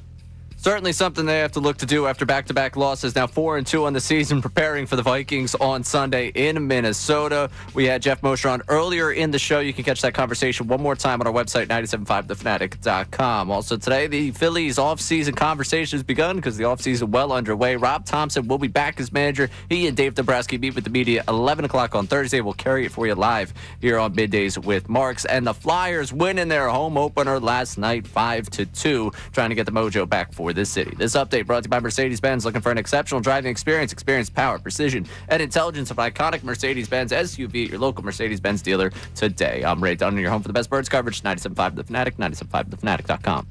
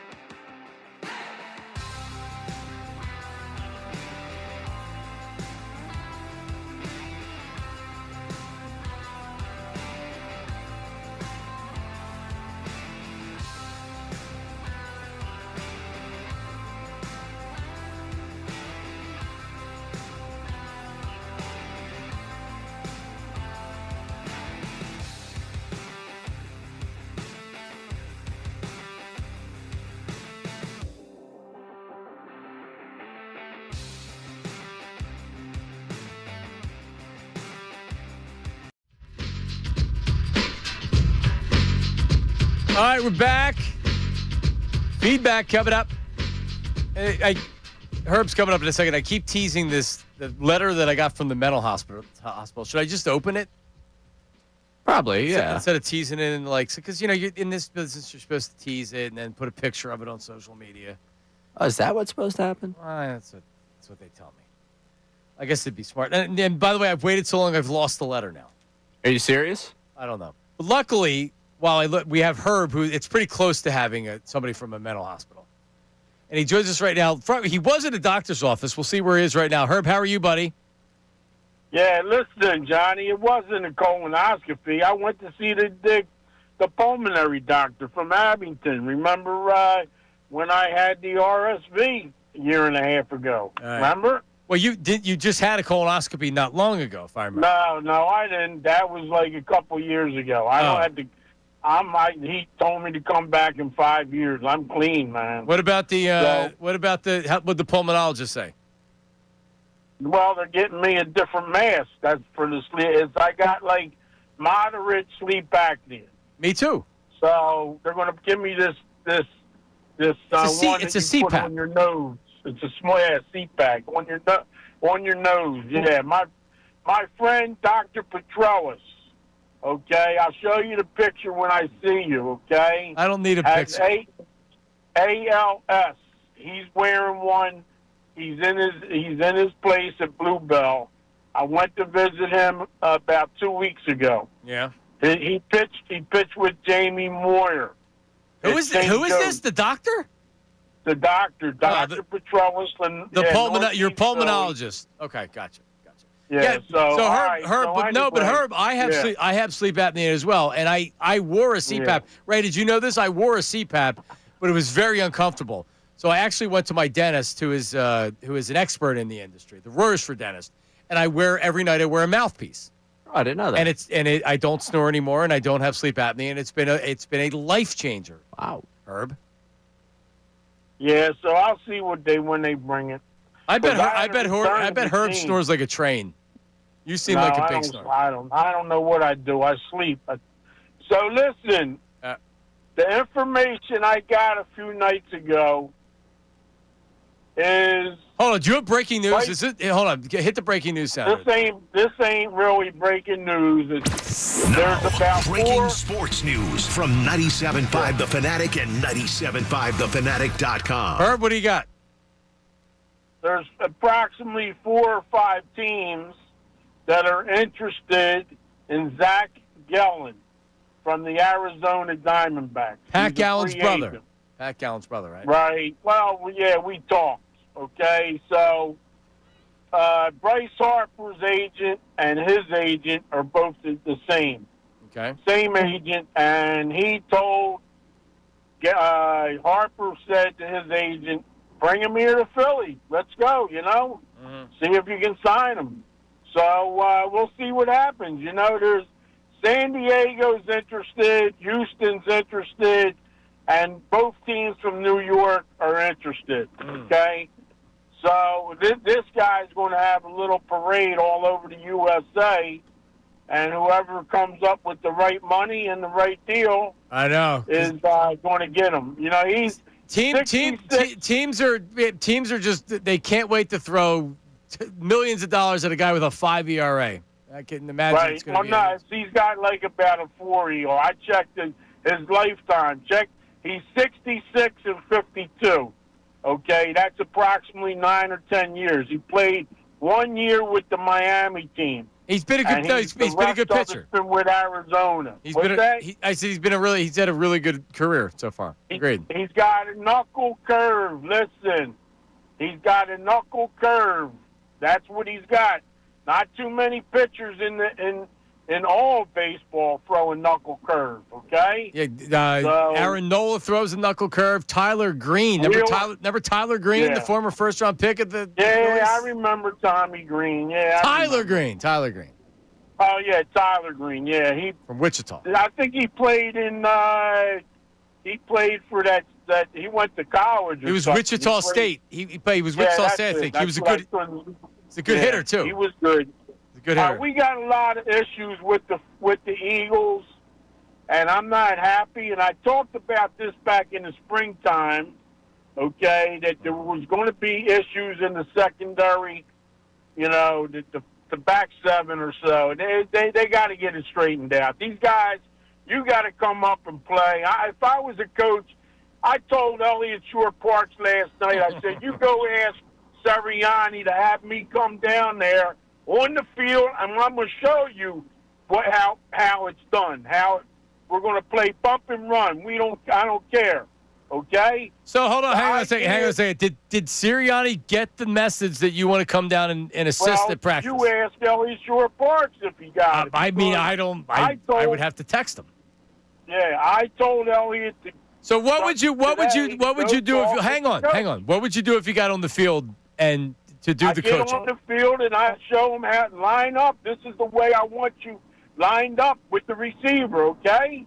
For every play, okay? Because these guys are letting anywhere from 5 to 7 yards of space, okay? And they're running these slants and they're running whatever they're running. I didn't see the game last week, okay, the second half, because I had to be down at the Xfinity Arena. Listen, Herb, I'm sorry. We got to run, but thank you. Yeah, I think part of the reason why they're playing off the wide receiver so much is that Dory Jackson and Keely Ringo are covering them. Keely Ringo's slower than linebackers. This guy's out there starting. And Quinyon Mitchell going down, they were cooked after that. It's not like the Giants have this strong receiving core now. Anyway, there you go. There's Herb. You do not get those 5 minutes back. You do not. Hey, if you want some secondary help, the Ravens released C.J. Gardner-Johnson. Already? Lasted a week. So I actually saw some people saying this and it felt like for more engagement farming and retweets and things like that from people that get paid for that than anything else. Because there's a 0% chance that, would you agree that the Eagles are bringing him back in? Yeah, I don't see a world in which they do it. Well, no, teams they literally got rid of him because he was a chemistry problem. Certainly not because of his play. Some of it may have been money, but him and Slay were fighting with each other on social media. Yeah, I mean, I'm a fan of the guy, so of course I would say he was a good player. Yeah, he's such a good player. The Texans released him. There's more there. I think that was a rallying point. He was the one that ended up going because the Texans needed something to rally around. Like, hey, if you're not going to be in line with this locker room, we'll move you. Yeah, sure. Yeah, there's a problem. No, there were busted coverages that were his fault, and he was blaming other people after the game. Yeah, that's a problem. CJ GJ released. He's not coming back to the Eagles, and I thought he was great. He brought spark that they didn't have the previous year. He brought last year for sure. What was something they didn't have in 2023? What? C.J. Gardner-Johnson. And then they had him last year, and they had him in 22. Right? I'm just saying, while we're doing this whole thing. So you're going for it. Bring him back. I mean, I don't think they're going to do it. I couldn't see a world in which they start going down that path. No, they're not bringing him back. They're not. But he has been. No, has he just been released because they're elevating him from the practice squad? Now they'll just add him to the practice squad again, or they're releasing him because they're like, hey, F you, dude. Now, the safety's agent, Kevin Connor, and Ravens officials came to an amicable mutual decision. After the Ravens traded for a safety, we were looking for a clearer path to play. There you go. All right. Woo. CJ GJ. All right, coming up, remember, feedback, last segment of the program. Don't go anywhere. Middays with Marks, 97.5 The Fanatic. Eagles head coach.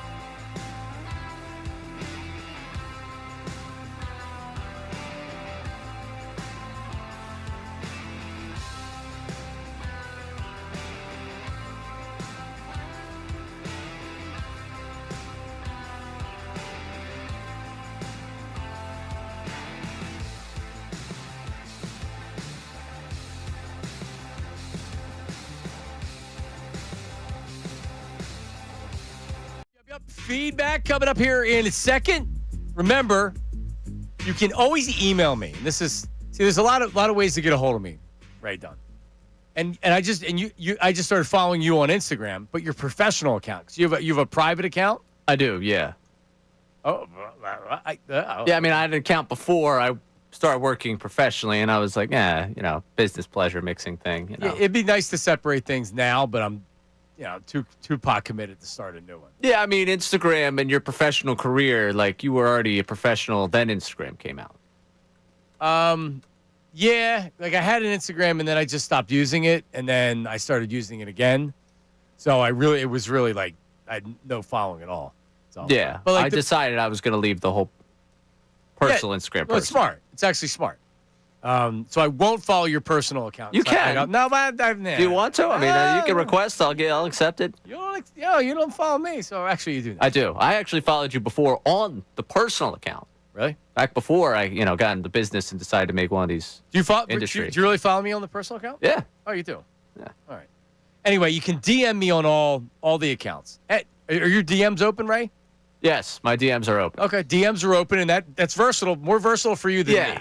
That's a versatile thing. I really professionally have no interest in your DMs. Right. Yeah. So people, if you want to get a hold of me, you can DM me. Now, and Ray, there is a new game show that's coming. It's called DM Dating with Ray Dunn. Oh, good. I don't know how this is gonna go. But you can also email me. It's john@975thefanatic.com. And no matter how you spell it, it's gonna get to me. So john@975thefanatic.com. So DM me, John, JONMARKS Media, John Marks Media, and drop a line. Appreciate you. Let's get to feedback. Now it's time for feedback. How about filling us in? I can't lie. Email us at 975feedback@975thefanatic.com. Say it! Let me tell you something! Or text us at 610-632-0975. Let me tell you something else, man. It's feedback on Middays with Marks. All right, we got Johnny from Knoxville. This team will never have consistency until they hire a head coach that calls the plays, that comes up with the game plan. They should have promoted more and asked Sirianni to stay on as the chief vibes officer like Stubbs was for the Phillies. So I'm not doing a good enough job. Yeah, when the Eagles aren't winning, that's what's always going to be said about Sirianni. He's not valued. When they win, people begrudgingly will say, all right, well, he's the head coach or whatever. I'm the dumbest coach in the world. Defensive coaches all the time don't call plays, and they're not held to the same standard that Nick Sirianni is. Like, I'm sorry, at some point you have to give the guy credit. Now, he's going to earn his money this year, Ray Dunn, that's for sure. So much good. Yeah. Mike on the highway, don't sign anyone. Blow the team up and get young. Rebuild. Trade as many as you can, including Harper and Turner. Oh, so you're trading Harper and Turner, too. Unlikely. Or how about this? That's not happening. But I also think that, some youth on this team would do some good. And does that mean Justin Crawford? I think Aiton Miller is playing full-time by 2027. Next year, maybe he's a midseason call-up. They say, hey, we'll start with Otto Kemp and Mundo Sosa at third base. I got to get Bohm out of here. Marsh, I don't know. I like Marsh. But you need better players as well. The complementary players got to be better, right? Yeah, I'm not signed up for third base with the Kemp Sosa thing. I'm sorry, I can't do it. So you want to keep Boom? I'm looking to upgrade, but I don't think I could go that far. Just get him out of here to get him out of here. Would you rather not sign Kyle Schwarber and use that money for other players? Because the Phillies will spend money regardless. No, you got to. We've established today, as much as you don't want to do that fifth year, you're paying Schwarber. Yeah, that was the negotiation we had was I was just like, okay, I leave. And you're like, no! Don't go! Don't go! I've got the boombox outside the window, man. All right. Do you want a sixth year? All right, maybe not a sixth year. Let's not get crazy. All right. Hey, Johnny Marks, you struggling to get up for the Sixers season? I got ways to help you with that. Mike DeBoner, Blue Chew offices. Well, Mike, we appreciate it. I figured you'd be on feedback today. Now, is Herb's proctologist, is he going to start to call in? Or start to use the feedback line. I didn't see that email. If you saw that email, you can handle that. I don't want to have any communication with Herb's proctologist. Right. Well, that was actually me hoping someone would pretend to be Herb's proctologist. Or Herb's colon. There's no reason why Herb's colon couldn't be a regular contributor. All right. What's next? Ashton in Chester County. This team is a consistent 4-hole hitter away. Harper gets pitched around more often than it feels like any hitter in baseball. If you can get a legit 4-hole threat, not boom, he stinks, I think you see Harper return to form, and I think that the offense stops sputtering out in clutch time. I don't know. You feel like that? That he gets pitched around too much and he's hurt by, I mean, sure. Well, Schwarber was batting cleanup a lot of the season, wasn't he? No. I mean, it was someone. Yeah, no, it was mostly. So when Harper was out? I don't know. I mean, sure, Bohm hitting behind you is not a good thing. Get him out of here. Who hits cleanup, though? Yeah, that's what you need. That's why you need to reorganize with one of these right-handed bats, which is why one of Bohm or Casty, if not both, are gone. Because you need one. You need a right-handed bat that's going to be in that spot behind Harper. You need an impact right-handed bat. Yes. Who is it? That's going to cost money to go out and get. You just can't get it. I know you can't just get it, but you really need it. We're going to be talking about a similar ending. You really do. All right. 2 more for you. Don't want to give Schwarber a 5th year? We've got 5 years, a lifetime supply of Skyline chili, and a true top 5 quarterback in town. Watch me win another next year. Tito and Cincy. Tito and Cincy. Well, Tito, you know this town very well. And Skyline chili isn't, well, maybe, who knows? Maybe he likes Skyline chili. He's from there. So you've been to enough road trips to Cincinnati? I've been there twice. In your radio capacity, have you had Skyline chili? No. I said that if the Reds helped the Phillies get the #1 overall seed, I'd eat it on the air. So you know about Skyline chili, what it is. Yeah. It's not chili like we would eat chili here. It's not a hearty, give me some Doritos and cheese and I'm going to eat it. You pour it over spaghetti. Yeah, it's gross. It's gross. It's disgusting. It's a acquired taste. People like it from there. But I don't think anybody else. Like, no. You go there just to say you ate it, and then you leave, go get dinner. Apparently they sell it in a can, which sounds like death. My buddy does radio out in Cincinnati, and he endorses Skyline chili. Oh. So he tells me about it, and he loves it. I'm sure he does. I'm sure he absolutely loves it. All right, last one for you. You have a liar on the show. Ray has memorized what number to call during a night out. We'll be sure to let you know who's dancing. Ruby at Club Risque. Yep. I heard that too. Bill Colarulo texted us. You endorsing my voice was the one used for the read. Well, that's what I'm asking, because sometimes when you do, they'll pull you in and be like, hey, can you read this for me for a commercial? You say, yeah, sure, whatever. And then other times you're endorsing it. It's just my voice being used to let people know you can go to Club Risque. So you're not doing appearances at Club Risque? Not yet. I have free weekend nights. You'd be open to it, though? I would be. Okay. Yeah. All right. Are you a strip club guy? No. When was the last time you were at a gentleman's club? I've never been. Huh? Serious. I've never been. You've never been to a gentleman's club? I've not. Never? Not once. Have you ever wanted to? I mean, there's always the it's, 12:30, guys. Should we go down the street? Like, I live down the street from one. Like, I was like, oh, yeah. So you've been tempted before? Yeah. I mean, it's like... But it's just never happened? Yeah. It's like, we'll go to the casino. Well, I can promise you this. I will not be the one to take you to a... That's okay. I'm not... I've retired from going there. And they're all great. All of them are great. Yeah, I'm sure. Go ahead and go. I'm not going to be going. All right, but that sounds like a... If sales is listening, this sounds like a great idea. I mean, we're not trying to speak anything into existence here, but... No, the fact that you've never been to a gentleman's club. See, when I was 18, that's when we used to go down... We would be down at the games, Ray, at the Vet, and there would be girls that worked at Fantasy Show Bar that would greet you on your way in or the way out. And they'd give you these little tickets for $1 admission into the club.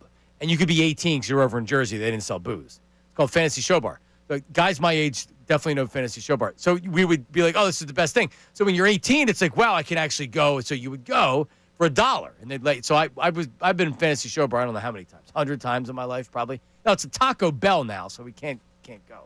Not quite the same. No. Not quite the same energy. I would get more use out of the Taco Bell now. Yeah, I mean, you're at that stage, I would imagine. Yeah, so. Yeah, been at that stage for a while. But yep, FSB, Fantasy Show Bar. Couch dance, put me in that couch trance.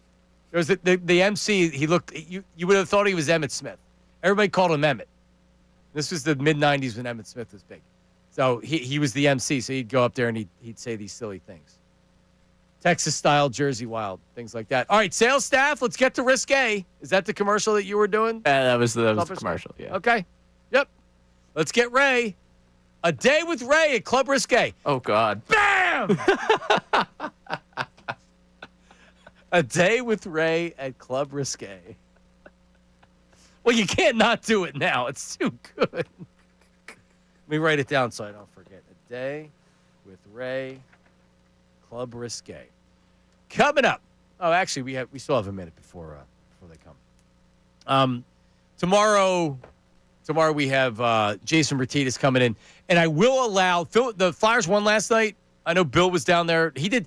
Bill did the full intermission with Martinez last night on the radio. Uh-huh. Jay and I talked on his drive last night. We talked into when he was driving down the, what's it called now, Xfinity Mobile Center. We talked on the way down, and we talked about some stuff. And he goes, I'm going to try to get Calarulo on the intermission tonight. I'm like, absolutely, get him on. I know it's going to be the whole intermission. Wow. Look at Billy C. He's just like in his glory. He can't talk a ton of hockey on the air, but Martinez brings him on, and they're down there talking, dumping and chasing and pucks and sticks and third line centers, fourth line muckers and grinders. Oh my God, he must. We got to be careful though, because he's going to get to the point where he thinks that he should be down there. Like, oh yeah, Rick, let me come down there and at least coach up a little bit. He would probably think that. He probably already does. No, but it makes me so happy to see a true Flyers fan, and that's Bill, where like now he's got the access to it, and he's like a little kid. All right, guys are coming up next. We'll talk to you tomorrow. Martinez is the co-host tomorrow. See ya. Now on 97.5 The Fanatic Sports Update. 2023 all over again. I'm Ray Dunn with this Fanatic Sports.